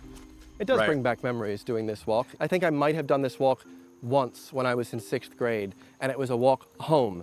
And it was because I was so used to walking along that scary bit of road just to get to the library. But it genuinely felt every single time like I could die, like it was a very scary thing. I was a child and I was afraid of getting hit by a car. My mom, luckily, was someone who did teach me, don't cross the street ever. Delsey Drive will kill you. And so because of that, because of like ingraining this fear of roads into me, it made me so that, well, I didn't walk that much. But she was just trying to keep me safe in the world that she was bringing me up. Yeah, and that's the thing is it's like, it's not the parents, it's not really like, you know, like the parents are being over restrictive by not allowing the kids to walk. It's like the way the system's built, it's just highly dangerous in a lot of areas for kids to walk. So the parents aren't really being like overprotective necessarily. They just have to be the right amount of protective in the environment that they're stuck dealing with, in a way. I think. Here I am, time for me to go to school. The school is quite literally right over there, and yet the sidewalk ends. This is where we have buses, school buses that come down, the cars can come down. Not even visible from the school is any student in Deptford Township actually given a safe route across a road. And I think that is why there was such a public backlash against the township for having the audacity to try and save some money while the upper superintendents of the township make 150 grand a year. They can go, oh, sorry guys, we can't afford to pay for the school buses for your kids anymore. They can just walk. What they're essentially telling the Americans that live here is, your children can just die. We'd rather they die than put any sort of sensible system in place. And I know that, like I said, a lot of times this isn't down to the township. It is a state problem where the Department of Transportation of New Jersey needs to get their act together. But as any American in my comment section is probably sounding off, this is not a New Jersey problem. This is not a Pennsylvania problem. This is a U.S. problem that needs someone to step up and take control. They need some sort of Department of Transportation that actually focuses on pedestrian infrastructure, or more and more children will die. More and more people will die. Yeah, it's definitely a problem. It was an international everywhere. news story that came across my feed that 2 hockey stars were cycling in Salem County, New Jersey, and they got hit by a car. And people say all the time, oh, it's because of the distracted driving. No, No, it's not. You have distracted driving in every country. What you don't have in every country True. is shitty infrastructure. So that is where America needs to step up to the fucking plate. Oh boy. Thank you very much for walking with me today. I hope things get better over here. Even though it's been 30 years since I did this walk, and the only difference is a painted on bit of bicycle. So, probably not.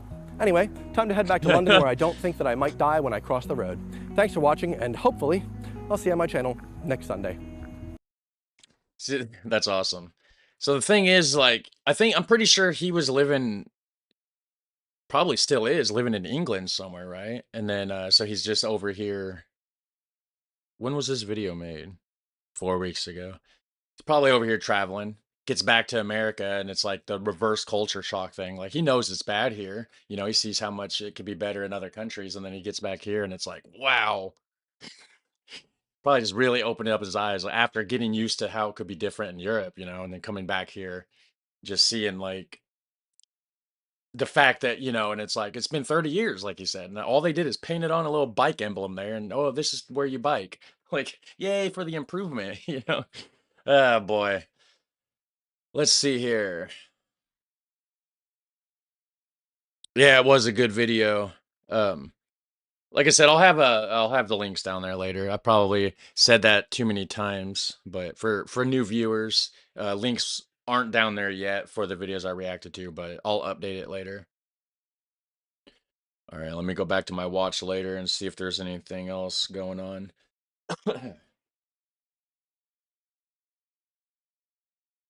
My floor is just just slightly slanted. I need to like level this place. The mobile home is like, it's retarded, but so I need to get it, you know, leveled.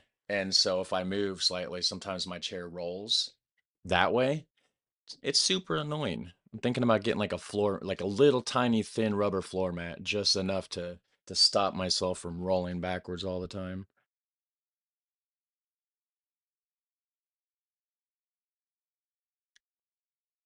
How's it going, everybody?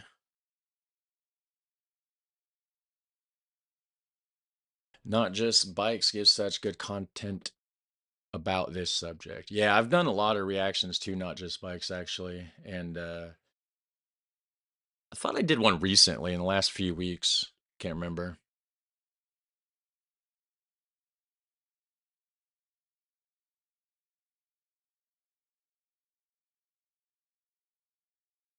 Just looking through my list here. I just have random stuff saved back that I add to my watch later list every now and then. And of course there's the forums, video reaction suggestion forum, and then there's that spot in Discord, which I need to go through that actually. I've seen people's been putting stuff in there. I just haven't checked it out yet or went through the list. So hopefully you guys are having a good day. What time is it over there? It's almost 6 o'clock, I guess, in Europe. Take the wheels off my chair. Yeah, but then it'd be annoying, like, moving my chair around, because I do like to roll it around when I want it to roll. I just want it to roll just a little less easy than it is, just because of that. Because especially because Tesla's laying behind me, and I don't want to roll over his tail or something. He's back there sleeping. All right, there's this video here. Where was it? I saw it.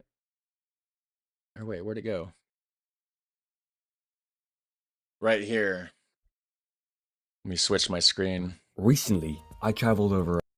I don't know why it does that when it just like automatically plays sometimes. But anyways, I seen this video pop up and I saved it. I bike packed across the Netherlands.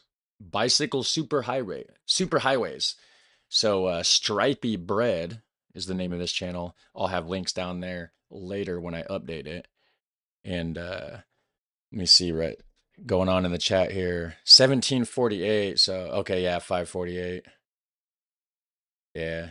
I think most of the viewers are probably in that same time zone. GMT +2 or something, I think it is, because I had to look it up when I put the notification up about the stream, because I didn't want to say like, you know, I'm going live at 10 o'clock. That's my time.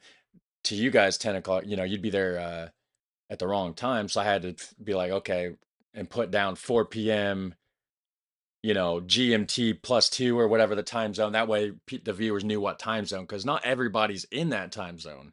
You know, if you're in isn't Britain like an hour before that, right? And then like I think Portugal, maybe parts of Spain or something is like an hour difference than that as well or something.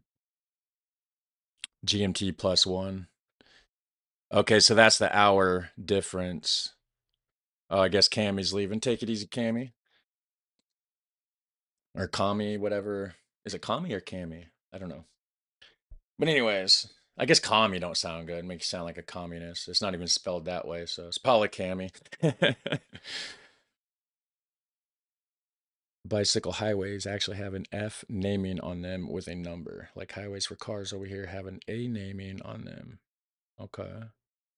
Oh, okay. So the bicycle highways. Okay, so the highway networks is A, this number, A, that number, and then the bike paths is F, that. Okay.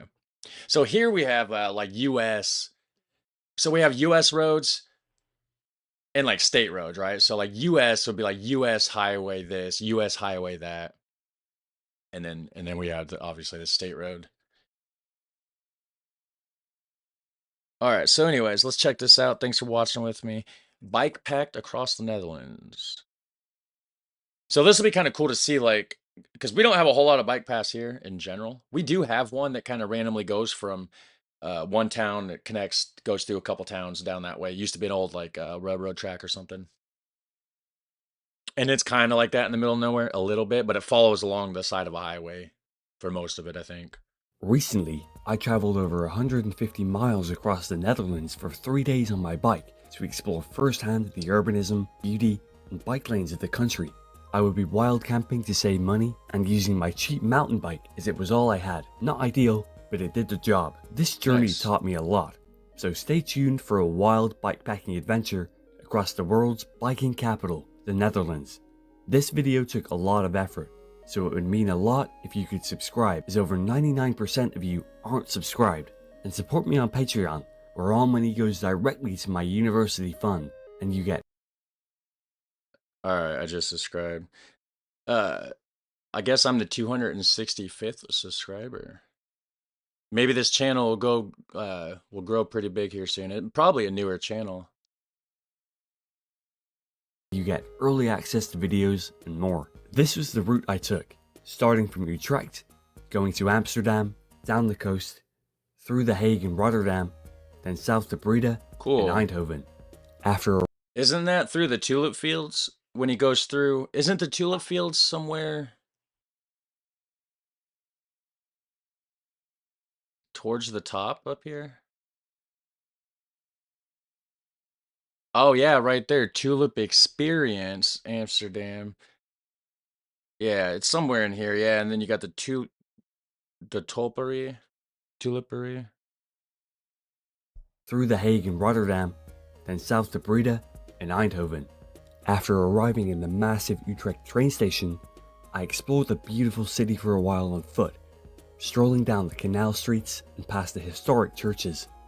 The lack of cars in the city made it a very pleasant place to hang out in, and I had my first encounter with the famous Dutch underground bike parking lots, which amazed me. I then returned to... I've seen those in a video, or at least the one in... Is it Utrecht? Is Utrecht the biggest one? I think that the world's largest underground bike garage kind of thing. I'm not quite sure. This is going to be a fun video to watch. Turned to my bike and set off towards Amsterdam. I would be following the picturesque and winding River Vecht route. I got my first taste of biking in the Netherlands, and it was amazing. Everywhere I went, there was high quality bike infrastructure, and I didn't feel unsafe once.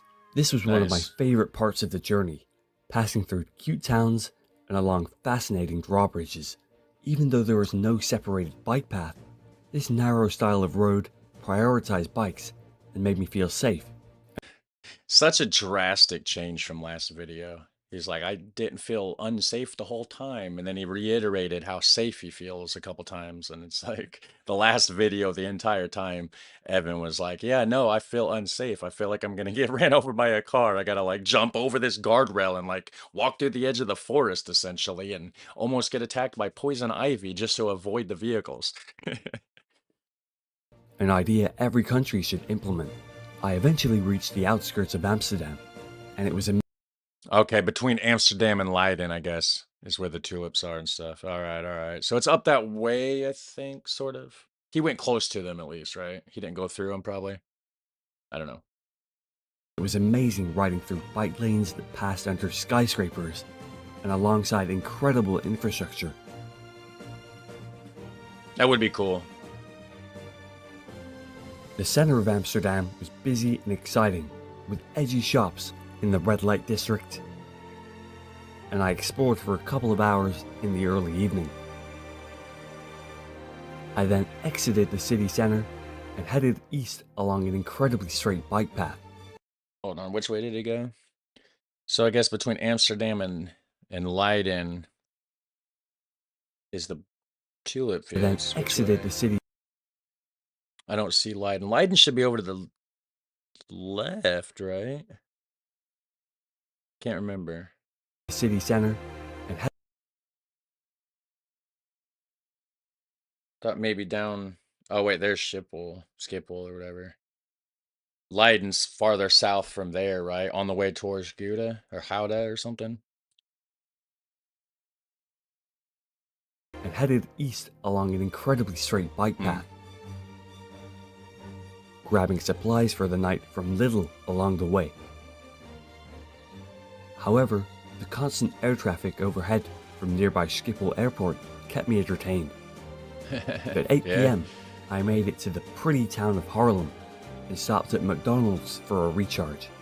I think that's where Sky lives. As the sun set, I headed east from Haarlem and entered the nearby forest, looking for a place to wild camp. I didn't know there was a forest there. Hold on. Where did he... East from Haarlem and entered the near... Oh, I guess I can see it on the map. It's this strip of dark brown, or dark green, sorry. So he goes through this foresty patch. Okay, on the way to Zandvoort. The nearby forest, looking for a place to wild camp. That's After cool. not too long, I found a secluded spot, put up my little tarp setup, and fell asleep soon after. Soon. Are we allowed to wild camp when I go there? I know he did. I don't know if you're allowed to. I don't want to just be like camping in the middle of woods in between a couple towns and like have somebody come over and be like, "Hey, what are you doing? You can't be here," you know. That would be pretty cool to go camping sometime over there. Leiden is towards the sea, I guess. Okay. Those are the dunes. Is that past the forest spot? Goes through the forest spot and then up to the dunes? Somebody says no. I don't know what they were saying no to. Okay, no, I can't just go camping. Okay, so he probably shouldn't be doing that then. Possibly. Soon I will release a comprehensive guide to wild camping and bikepacking in the Netherlands, so subscribe to see that. Although it rained in the night, I was surprisingly comfortable in my tiny setup, and I woke early to the sun at 6 a.m. for what would prove to be the longest day of my trip by far. So Zandvoort, that's the dunes then, I would assume, right? And it's probably pronounced Zandvoort. I would think instead of Zan, isn't the Z's kind of pronounced like the S or something?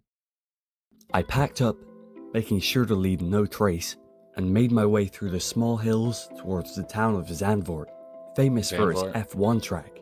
I then headed south along the great coastal cycle path, gently winding through the peaceful sand dunes for miles, and I didn't see another person for an entire hour. The next town of Noordwijk was very empty at this time in the morning, so I continued through and made my way to The Hague, the capital of the Netherlands. Here I explored the embassies, city centre, and Chinatown, and the city definitely had a different vibe to the areas of the Netherlands I had previously passed through. Soon, I continued south along canals towards Delft, a beautiful town sandwiched between The Hague and Rotterdam. The town really represented the best of the Netherlands, with beautiful, quiet canal streets and incredible bike lanes that strongly made me consider packing up and moving to the Netherlands. Next, I reached Rotterdam, a city that All it took was Delft. He got to Delft and he's like, you know what, guys, this is the spot. I kind of just want to move here. That's awesome. had been completely destroyed in World War II and had been rebuilt as a modern city, very different to anywhere else in the country. There are massive skyscrapers. Wait, is he talking about? I got sidetracked. There was like a massive truck that drove by and it like glared through or something. Is this Rotterdam? He's not in Rotterdam yet, right? Okay, yeah, it was Rotterdam. Also, thank you, Mandy. Can you react to road and street design in the Netherlands from the channel Streetscapes? Yes, as soon as we're done with this. Road, let me find it real quick.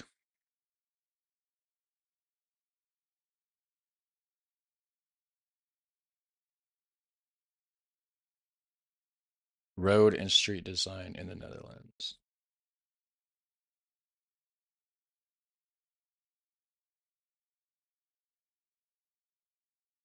My microphone's not in a good spot for typing. By Streetscapes. Okay, there we go. I'm going to pause it, of course, so we can finish. Okay, cool. It does not have a thumbs up, so I did not react to it.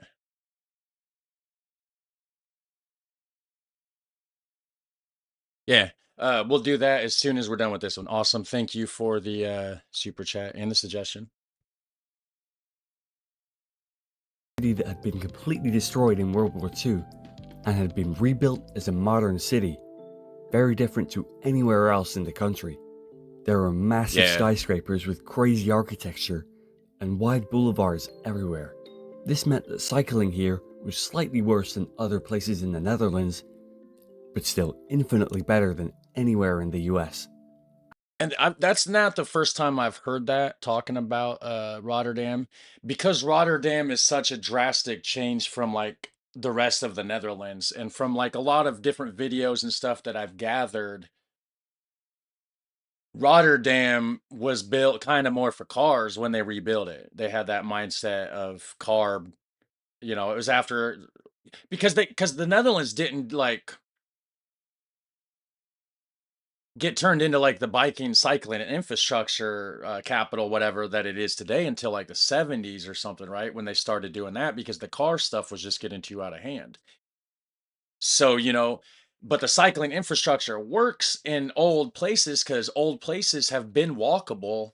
When you got a city that's a couple thousand years old, it's built for walkability, not over cars, right? So then Rotterdam was rebuilt with cars in mind, kind of like how American cities were, I think. And then that kind of made everything different. So that's why Rotterdam is like one of the worst places, I think, in the Netherlands for cycling infrastructure, or like just getting around, I believe. I mean, could be completely wrong, but I think that's what it is.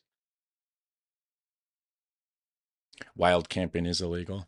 What's fun to watch is stealth camping videos. I may have mentioned this before, actually. There's a couple cool channels that I watch, but like stealth camping, like it'll be like a big pipe under the ground that goes like under a drainage pipe that goes under a road, for instance. Like I've seen stealth camping videos where they'll take like a couple tarps and some magnets and then like put the tarps up on the inside, on the end with the magnets to hold it up, and then block off the light, and then they cook their dinner, camp the whole time with the goal of not getting caught, spend the whole night, when it's daylight the next day, pack up and leave without getting caught or whatever. Entertaining videos, though. Not something I'm necessarily going to be doing, but myself, just watching them, I crossed over the massive drawbridge in the center and continued south, with it now being sunny. In this section, I was fascinated by the incredible infrastructure around the huge metro area, including big rail yards, cool drawbridges, and roads that just worked for everyone, especially bikes. After Dordrecht, I finally reached the edge of the Rotterdam-Hague metro area, and I soon approached the massive bridge crossing the mouth of the mighty River Rhine. This was impressive and cool, but also a bit scary being so high over water, protected only by a little fence. After this bridge, I finally reached some authentic Dutch. He should have went over the, was it the Afsluitdijk or whatever? That one, it's like the longest bridge in the Netherlands, right? It goes over the, what is it, the IJsselmeer or something, or whatever, that giant, the thing that used to be part of the sea, now it's like fresh water, big giant thing of water in the middle of the country there. That road, that would have been cool to go over. Dutch countryside, where I passed through cute villages and along perfect, empty roads. How's it going, John? Everybody else, hello, hello. And somebody said that they suggested that video earlier. I didn't catch that earlier. I mean, it's hard. I'm not reading every single chat, so I do apologize for all that. So, but anyways, hello to everybody. And sorry if I missed your message. Eventually, I reached the town of Breda, and this was my favorite town of the whole trip. The center was beautiful, with historic streets and a big church, and I stayed here for a while in the evening.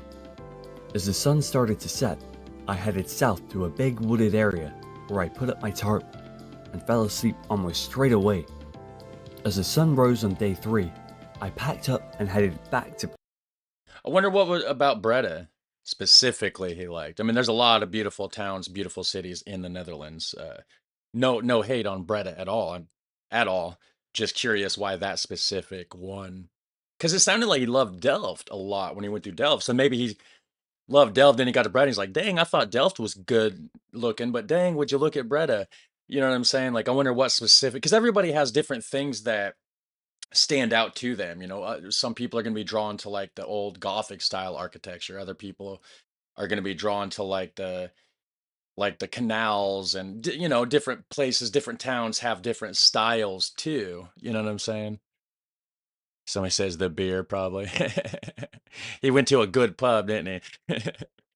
To Breda, as I needed to charge my phone at a McDonald's as my power bank stopped working. After that delay, I returned south and arrived at the fascinating town of Baron-Nassau. This is the one that's got. This is a confusing town. This is like there's like a lot of like Belgian enclaves or something in it, right? Like where it's like you might even have like a house where like your kitchen's in Belgium, but like your living room's in the Netherlands or something, or like a restaurant where alcohol serving times are different in different countries. So like in part of the country, serving time starts at this time or whatever. In different parts of the dining area, depends on what country you're in. It's weird. Yeah, I've done a reaction video to this place, and I'm sure there's a ton other videos that also cover it. Maybe I'll get back around to doing, you know, another reaction to that place again, because I'm sure there's a lot of information, a lot of cool stuff in that city that wasn't covered or I forgot. I have a bad memory too, and a lot of the times these videos are something that I might have checked that town out, but that might have been 3 years ago, and it might have been one video 3 years ago, and I've watched 700 videos since then. You know what I'm saying? And I forget a lot of what goes in my head. I can't retain all of it, right? I try though. Split Do between try. Belgium and the Netherlands. The borders went straight through streets and houses, and it was a great way to enter Belgium, a new country for me. I then continued along an extremely Yeah. straight bike path before turning to the east. From here, I followed an endlessly long canal covered by trees through Belgium for a few miles, listening to music and stopping to eat.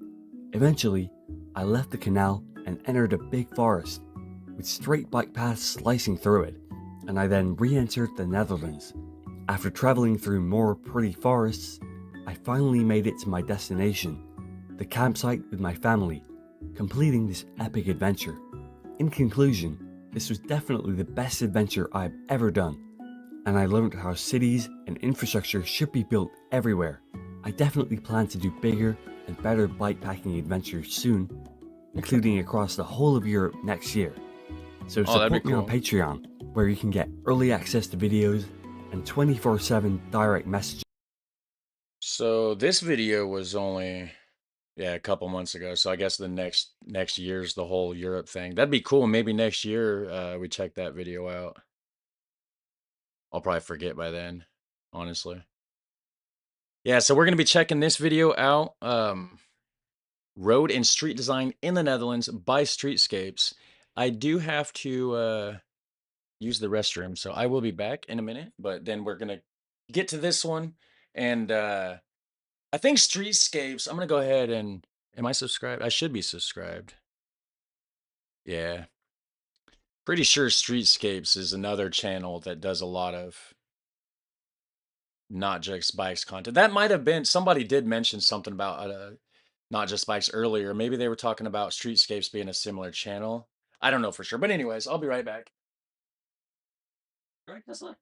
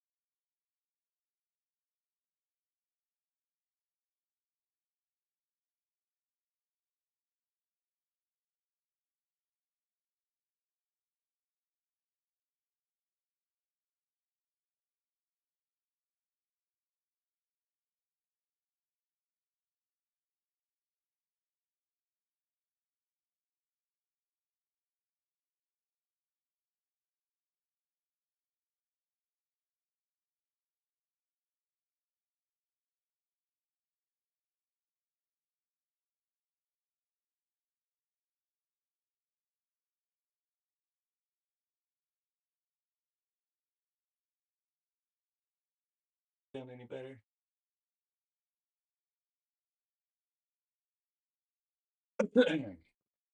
All right. Road and street design in the Netherlands. Hello to anybody. Take my microphone. My microphone is actually right here. It's not a clip-on one. That would be terrible. I've seen videos before where people be streaming or something, they go to the bathroom, they got the clip-on mic, completely forget they have it, and they're close enough to the computer where it's still Bluetooth to it or something, and then you hear the sounds of the bathroom noises.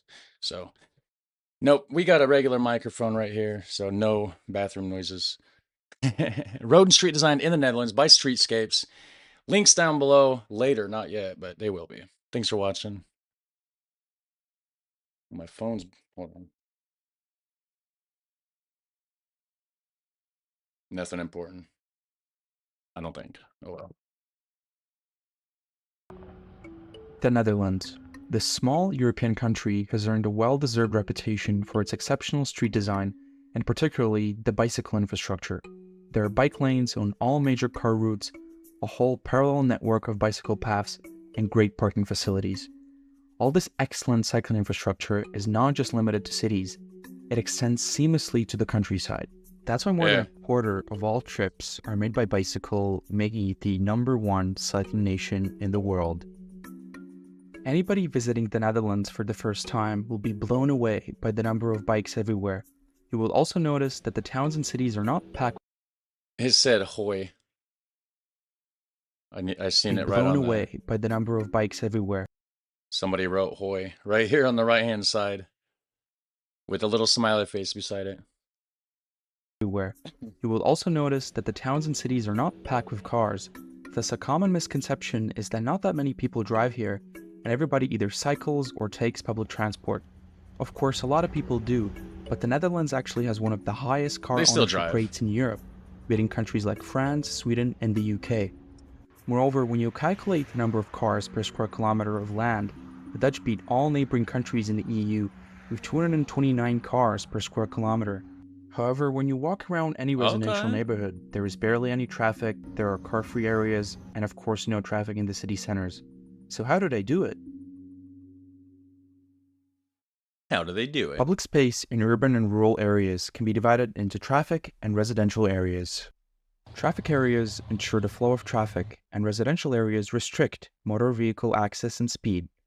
To make getting around as easy and as safe as possible, you need to create a recognizable road network.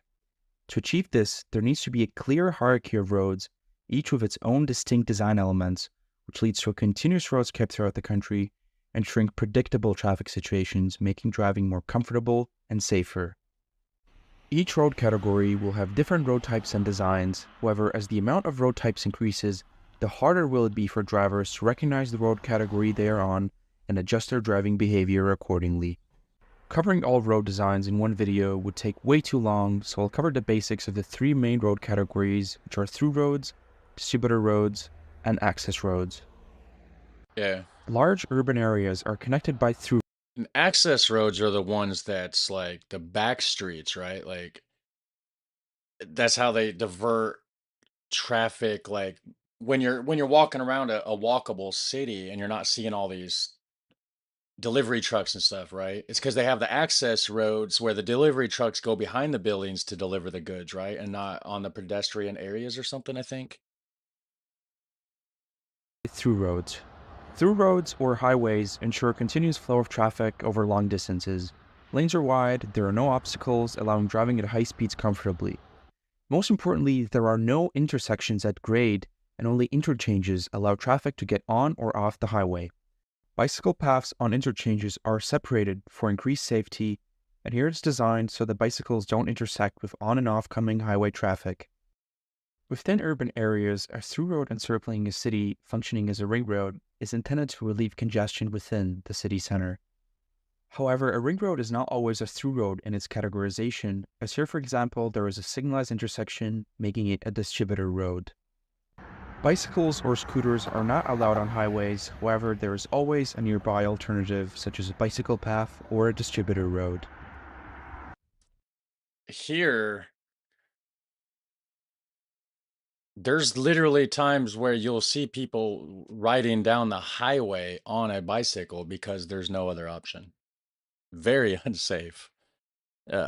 I've done it before. When I was 12, I had to ride my bike down a busy highway one time. I didn't have to. I did. I don't remember why. I was going to the gas station for something. I don't remember. I just remember it was really dangerous, really sketchy. My mom did not know I did that, and as soon as I told her, she flipped out because she was so scared that I'd get hit by a car. And I see now why she was afraid. Smaller urban areas are connected by distributor roads, with the most significant having separated bicycle infrastructure, as it is unsafe at such high traffic volumes and speeds for cars and bikes to mix. Lining the roadway with trees introduces a visual barrier that can reduce the comfort of driving at high speeds. Also, And it lane makes markings it consist of safer. two continuous broken lines, as they are more noticeable and discourage overtaking more than a single broken. Right, but it's safer too if you do happen to have a driver that veers out of their lane and off the side of the road instead of it being like here, like Evan showed earlier with the bike path, so-called bike path, just being a section on the side, like this dotted road on the side. That's just like your bike path, and you got vehicles going that fast right there, and you're supposed to be cycling right beside of them. I mean, you could reach out and touch the vehicles from your bicycle. It's that close. Not safe at all. Single broken line. Both the roadway and bicycle paths have rumble strips to alert drivers and cyclists in case of veering off the road. At intersections, there are traffic islands that restrict overtaking and make the crossing for pedestrians and cyclists safer and less stressful, as they only have to cross one lane at a time. Right. Shark teeth that are pointing towards you indicate that you have to yield. Notice how Yeah, so the shark teeth thing, there was that video about Nanaimo, British Columbia, Canada, and how they're redoing a lot of their stuff to introduce like, more cycling friendly stuff and this and that, and then taking a lot of the points from the Netherlands, I think, right? Because the video was comparing it to the way they do it in the Netherlands. And the shark teeth thing, I've never really paid attention if there's any shark teeth around here anywhere. I don't know that I've seen them. But in Nanaimo, they're using them, but backwards from what the way that the Netherlands does. Like in one country, I don't remember which was which. One country it points like towards the way the traffic flows, and in another country it's like pointing away or something, but completely backwards. It should be a standard between all countries. If you use those certain symbols, those symbols should be used in a very similar way, not be backwards from different countries that's using them, especially if you're going to say that you're taking points from that other country to implement the shark teeth in the first place. Then you should just do it the same way they do it, right? Not make it backwards. Notice how this intersection is built at a rather sharp angle, so the drivers have to pay a bit more attention. Bicycle paths are set back, so the drivers can first yield to bicycles and then yield to motor traffic, making the maneuver easier and safer. At intersections where two distributor roads meet, roundabouts are preferred. Nevertheless, roundabouts can also be used where distributor roads intersect with access roads. When entering an urban area, it is important that there is a change in road design. There is a traffic island slowing drivers down and indicating the beginning of a built-up area. This is a very simple example where instead of two continuous lines, there is red paint to remind drivers of the lowered speed limit. Here the roadway is at the same level as the pavement, giving the feeling of a street rather than a road. And because the whole of the Netherlands is so densely populated, there is second infrastructure outside of cities as well. This effectively eliminates the need for a car even for those living in the countryside. The distributor road shown earlier. But also the country isn't like, everything's more dense there, right? So everything's more together. So like, it's more spread out here. So like somebody living out in the country here, it still might take you 10 or 12 minutes to drive to town in a car, driving at 60, 70, 80 even, you know, if you're on the highway. So like for me, you know, I don't live in town. There's like a little community of houses. It's not a town, but it takes me in a vehicle like 10 or 12 minutes to drive to the closest town. So that's not, you know, everything's not as spread out as much in the Netherlands because it's denser, it's closer together. So you wouldn't really have an area that would take you 15 minutes between towns necessarily as much, I don't think, over there, at vehicle speeds at least. Shown earlier In that certain connects areas, nearby yeah. towns and villages to the city of Groningen was considered too indirect of a route, so they built a bicycle highway running parallel to the train tracks, which only saves 2 minutes at best. However, this kind of dedication to creating attractive alternatives to driving is necessary to reduce the amount of car trips.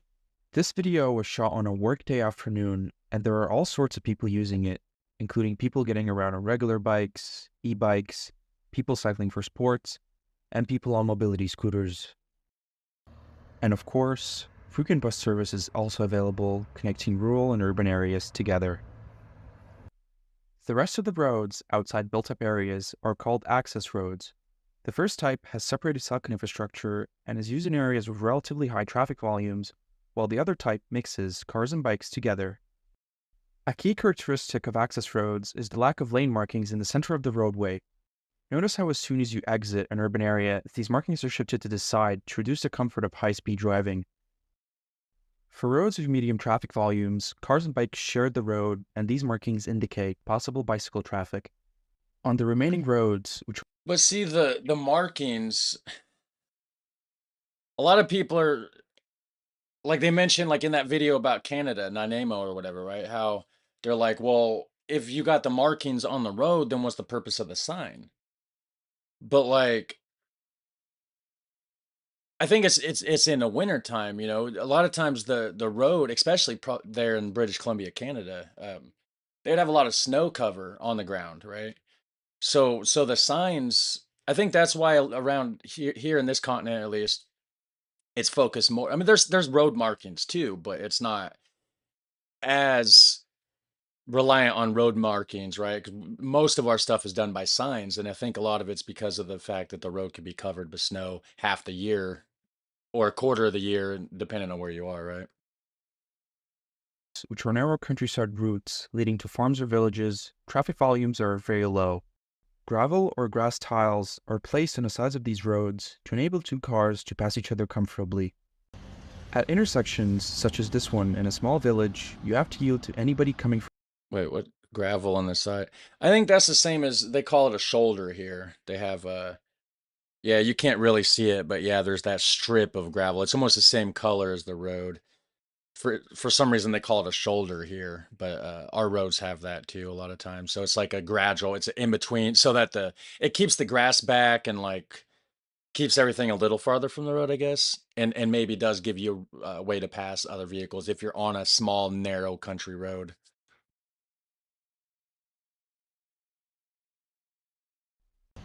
At intersections such as this one in a small village, you have to yield to anybody coming from the right or follow priority signs if present.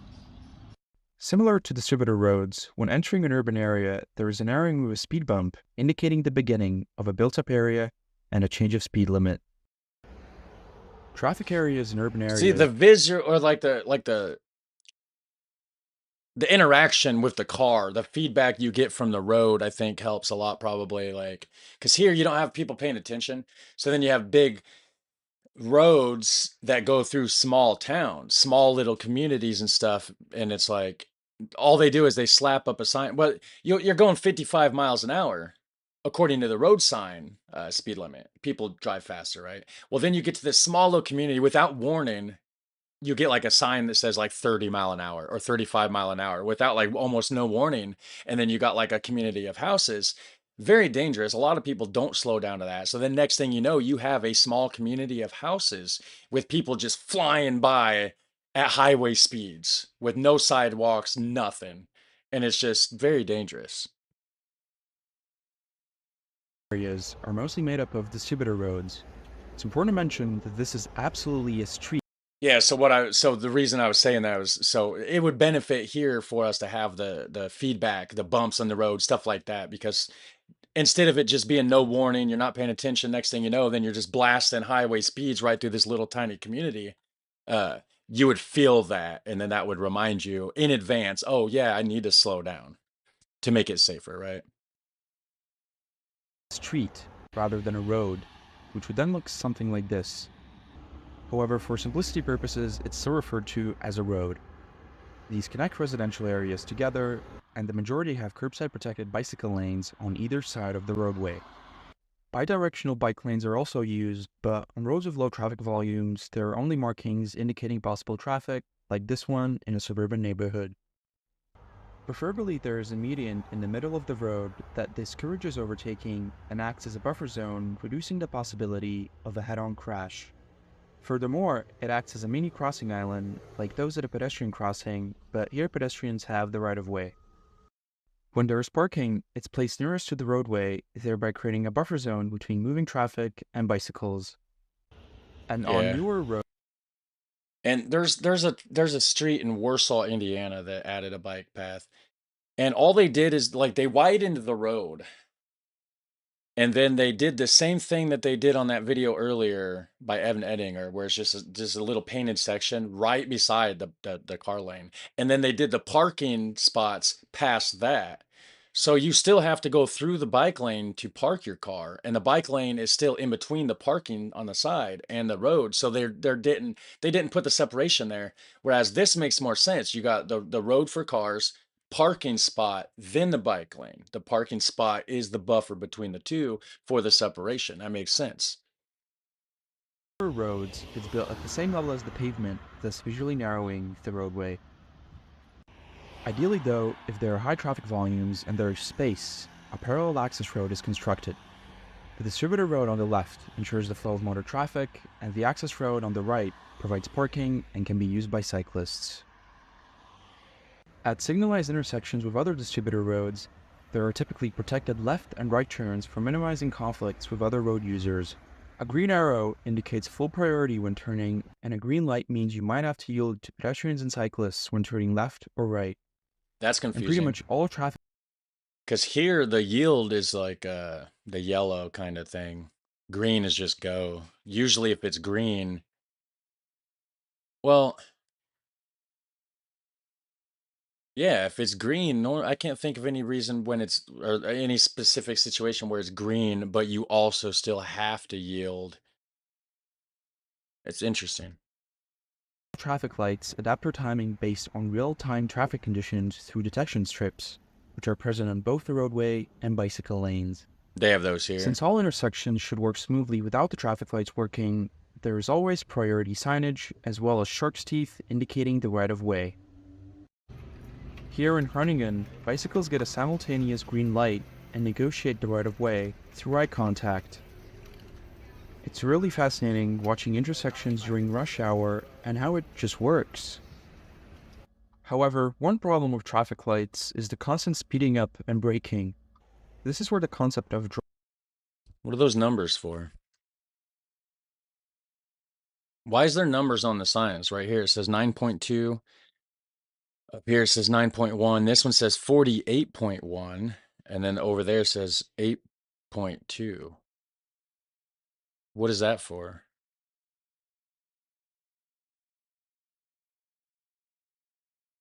All right, so only X amount of seconds after you get a red light, the opposite side will get a green light. That's how it is here too. It's usually like 2 seconds or something.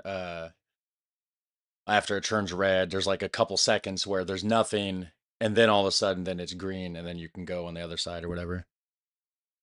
Numbers don't mean anything because they're automated. Is sequenced to refer to the computer.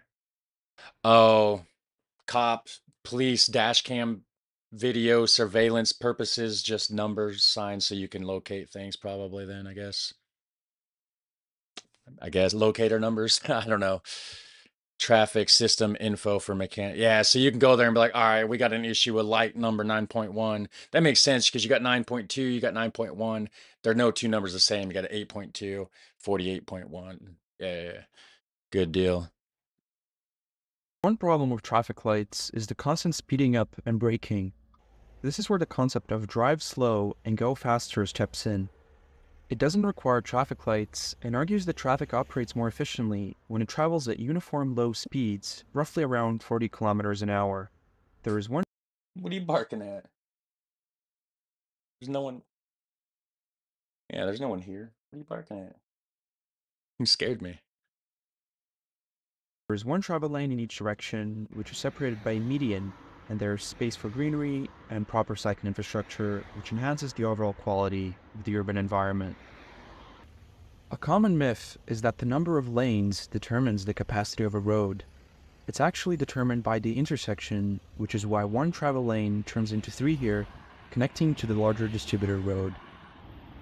On large roads like this, where traffic volumes are very high, the preferred design includes a dedicated transitway in the center of the road, which can also be used by emergency vehicles. See, they don't have that here. And I've seen problems like that a lot where it's like you have gridlock traffic, everybody's in their lanes because you got the left turn lane here, you got the 2 straight lanes, then you got the right turn lane over there. There's nothing else. There's no free lanes.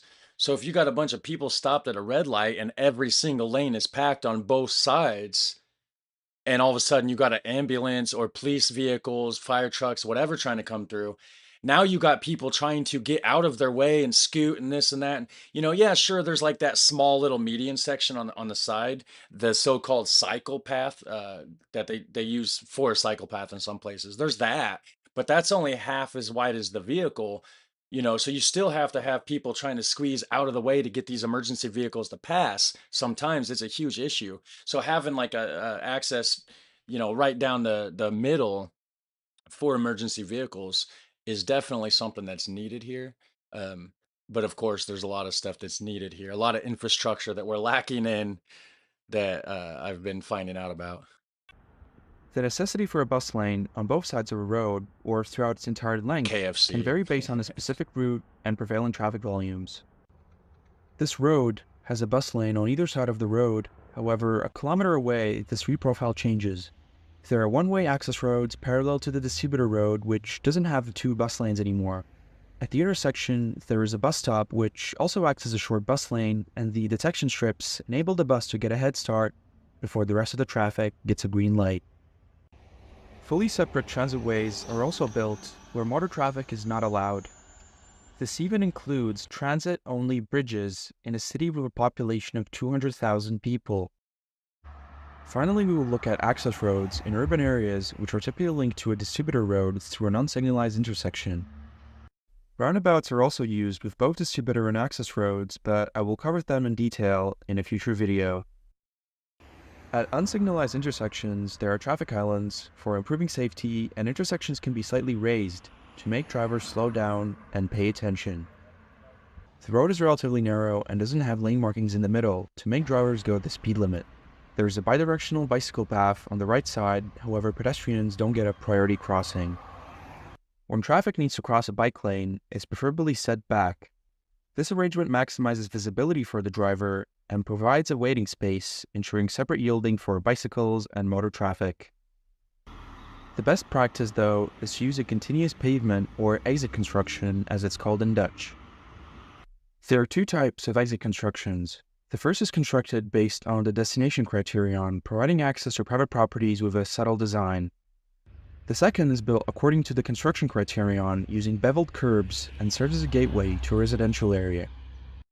Yeah, so that should be a raised spot, right? Like they were doing in the Nanaimo place, where when it transitions from like the road over the bike path and then across into like whatever you're going to. It's like a raised section and then kind of drops past that onto the other road, right? I don't know why am I right in the middle of my stomach it keeps itching. I don't know why. Got dry skin, I guess.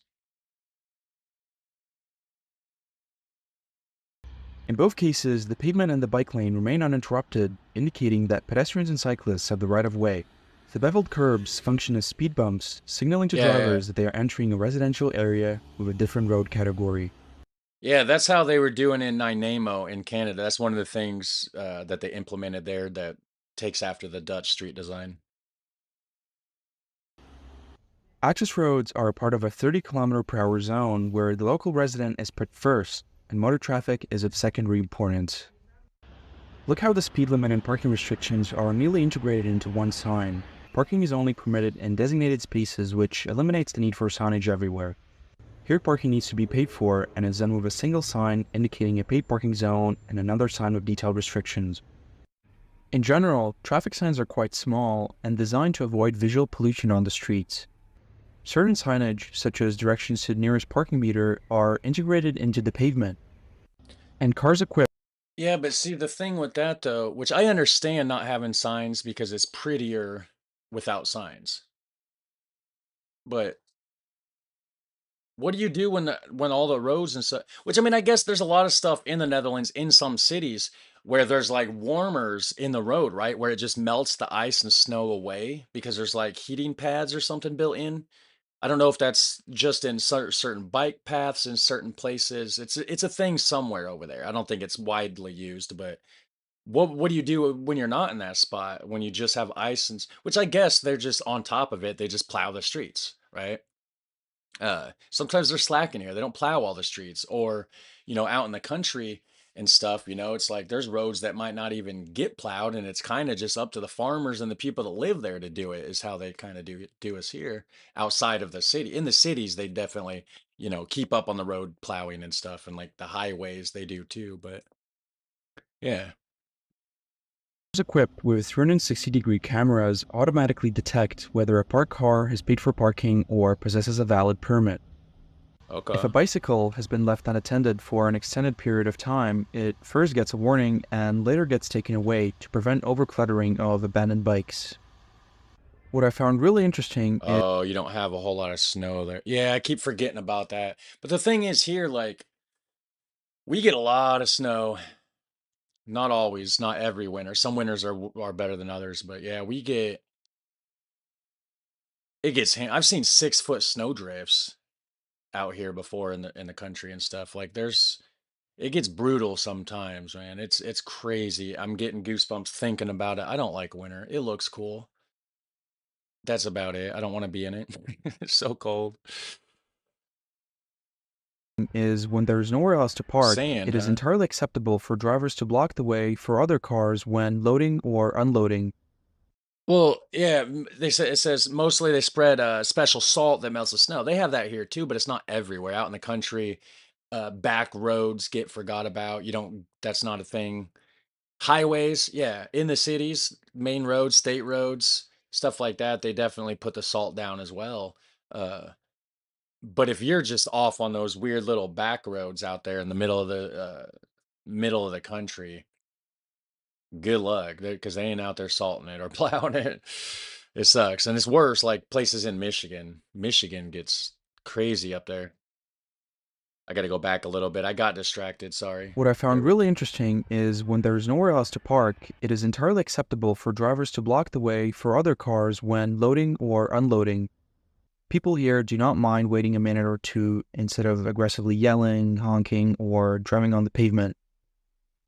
Access roads are preferred.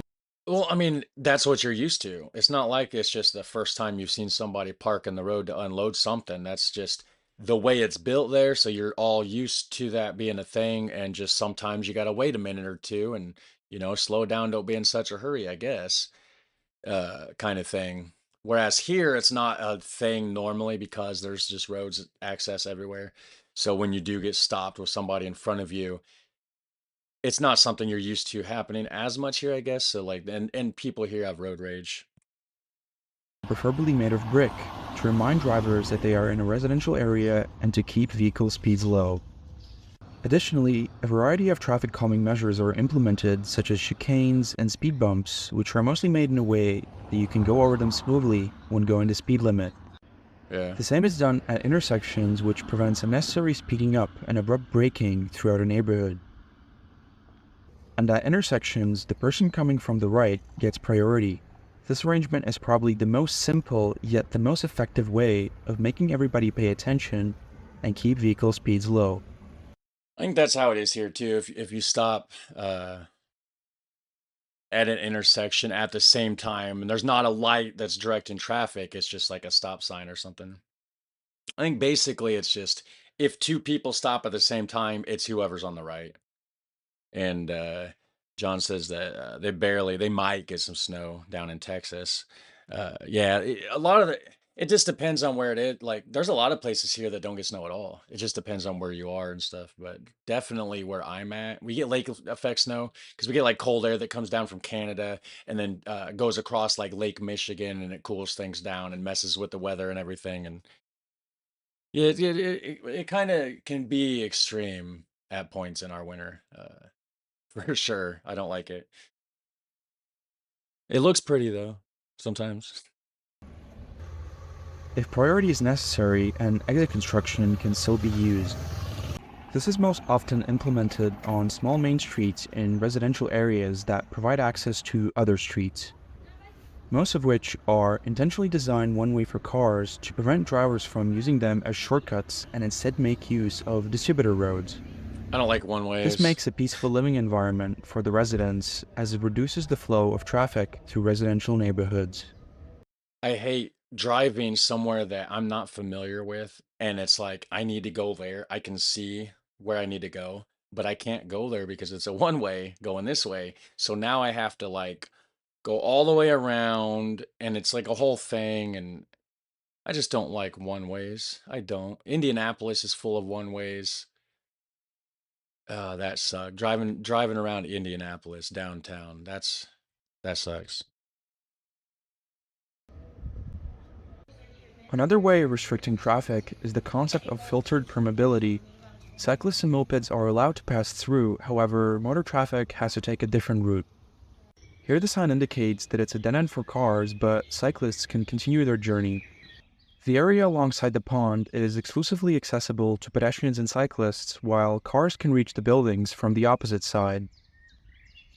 By establishing separate routes for motorists and cyclists, it acts as a strong incentive for people to cycle. Some streets can be transformed into bicycle streets where cars must yield to bikes. However, cyclists are permitted to ride side by side everywhere, and cars must yield to them regardless. Upon strolling through various neighborhoods, one can't help but notice the abundance of greenery. I was gonna say, that looks beautiful. Not what a back alley looks like around here. Back alley around here looks like the start of a horror movie or something. Yeah, that looks nice. That looks like somewhere I would just enjoy being. I like the orange bike there on the left too. I thought I pushed play. What happened? Upon strolling through various neighborhoods, one can't help but notice the abundance of greenery. Certain streets were initially designed with exceptional street profiles that incorporate green spaces.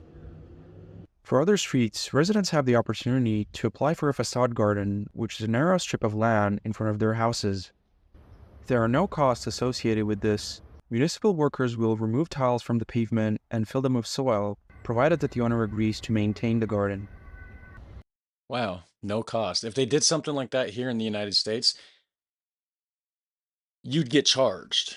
There's no way the city would come out and do that for free. Absolutely no way. Like you can't even get the city to come out and fix the sidewalk in front of your house. Like you're like the Evan Edinger video, you know, it's like the homeowner or whatever would be responsible for that sidewalk or whatever. Yeah, they would definitely charge you here to come out and like customize and put a flower bed in front of your business. That's cool that they do it for free. Residents are also permitted to grow climbing plants, and furthermore, you can apply to take care of a flower bed around a tree and receive planting advice.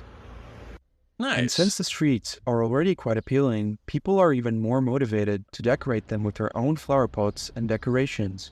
Right. This collective effort contributes to the development of better neighborhoods for themselves and their fellow residents, fostering a stronger sense of community. So arguably, the most pleasant living environments can be found in home zones or woonurfs. The pavement and the roadway are at the same level. Okay, this is what a woonerf. Somebody was talking about woonerfs, and I didn't know what they were talking about. They were explaining it being a type of road and this and that, but without having the visual indicator or, you know, just reading it in a sentence is different than seeing it, right? Yeah. Level, and it's clear that you shouldn't drive fast here. This is why speed bumps are typically considered a last resort for traffic calming, as the road design itself should convey the need for slower speeds. Here the parking is put perpendicular to the road and changes directions, creating a chicane effect and keeping vehicle speeds low. Home zones are truly remarkable places to live in. These areas typically have a lot of greenery and offer spaces for relaxation. And if you want, you can even play table tennis. Studies have shown that Dutch children are the happiest in the world. People here understand that playing outside for children must start right outside their front door. Right. This way, they can slowly build up knowledge of their surroundings, start traveling on their own, and start becoming independent. But that's the thing is the infrastructure allows for it. It's safe. You can do that there, right? I mean, there's separation between like a cyclist and a giant Hummer driving 90 miles an hour, right? Like your child's not forced to ride their bicycle a foot and a half away from this massive Hummer that may or may not veer into the cycle lane and unalive the child. It's, you know what I'm saying? So like you can do that. That's great. It's just harder to do that here in a lot of places. Also, you will find permanent car-free areas, creating beautiful living environments. However, all types of buildings at some point may require access for emergency or delivery purposes. This is why a car-light approach is often preferred over completely car-free areas, striking a balance between accessibility and creating appealing spaces. This is the case for city centers, which are still accessible by car. However, there is not that much on-street parking, and squares and plazas are usually pedestrianized. The majority of parked cars you'll encounter are delivery vehicles, and they must adhere to specific timeframes for making their deliveries. Yeah. This scheduling helps reduce the clutter of parked delivery vehicles throughout the entire day. This is one of the central squares in the city, serving as a market on some days. It used to be a parking lot, and this image has been floating around the internet, praising the removal of parking. Unfortunately, Yeah, and that's how it was before the 70s in the Netherlands. It started becoming too much with the cars. Cars were taken over. Unfortunately, this is a terrible example, as right around the corner, several buildings had to be knocked down to make room for a parking garage. A better example is of course underground parking garages, where the majority of on-street parking gets relocated. The same for bicycles. There can be quite a bit of them, and there are restrictions for bicycle parking in some areas, which encourages the use of bicycle parking garages. To keep through traffic out of the inner city, Groningen in the late 70s implemented a traffic circulation plan, dividing the city center into 4 sectors and establishing one-way streets. Despite facing strong criticism initially from shopkeepers, these changes ultimately led to a more vibrant inner city, and of course, attracted plenty of visitors. It is important to note that no street is ever complete. the Dutch constantly monitor traffic flows and look for possible improvements. The Netherlands serves as a brilliant example of effective road and street design, showcasing a strong commitment to safety, sustainability, and the well-being of its citizens. So what's all these Dutch flags for here then? If it's not, because I heard like it's not like the United States where people aren't just flying flags all the time. That normally when you see like a Dutch flag or something in the Netherlands, it would normally be like an important place or a government place maybe. But in this residential area, there's just a lot. Is it like a celebration kind of thing? Maybe like just a certain type of time of year? There's a lot. I mean, all the way up and down both sides of the street. There's one up there. Huh. Some national day, I guess. That's what I was thinking. Yeah, so it's just like a celebratory sort of thing. This isn't standard, right? Cool. They have achieved an impressive balance between motorized and non-motorized transportation. This raises the question, how long will it take for the rest of the world to follow?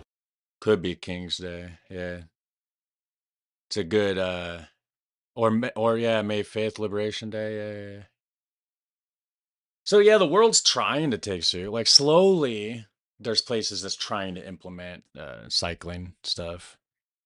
And a lot of them are comparing it to the Netherlands. Just probably, I mean, it makes sense. Netherlands is like the cycling infrastructure type capital of the world, so it makes sense to take points from the Dutch way of doing things in that regard, right?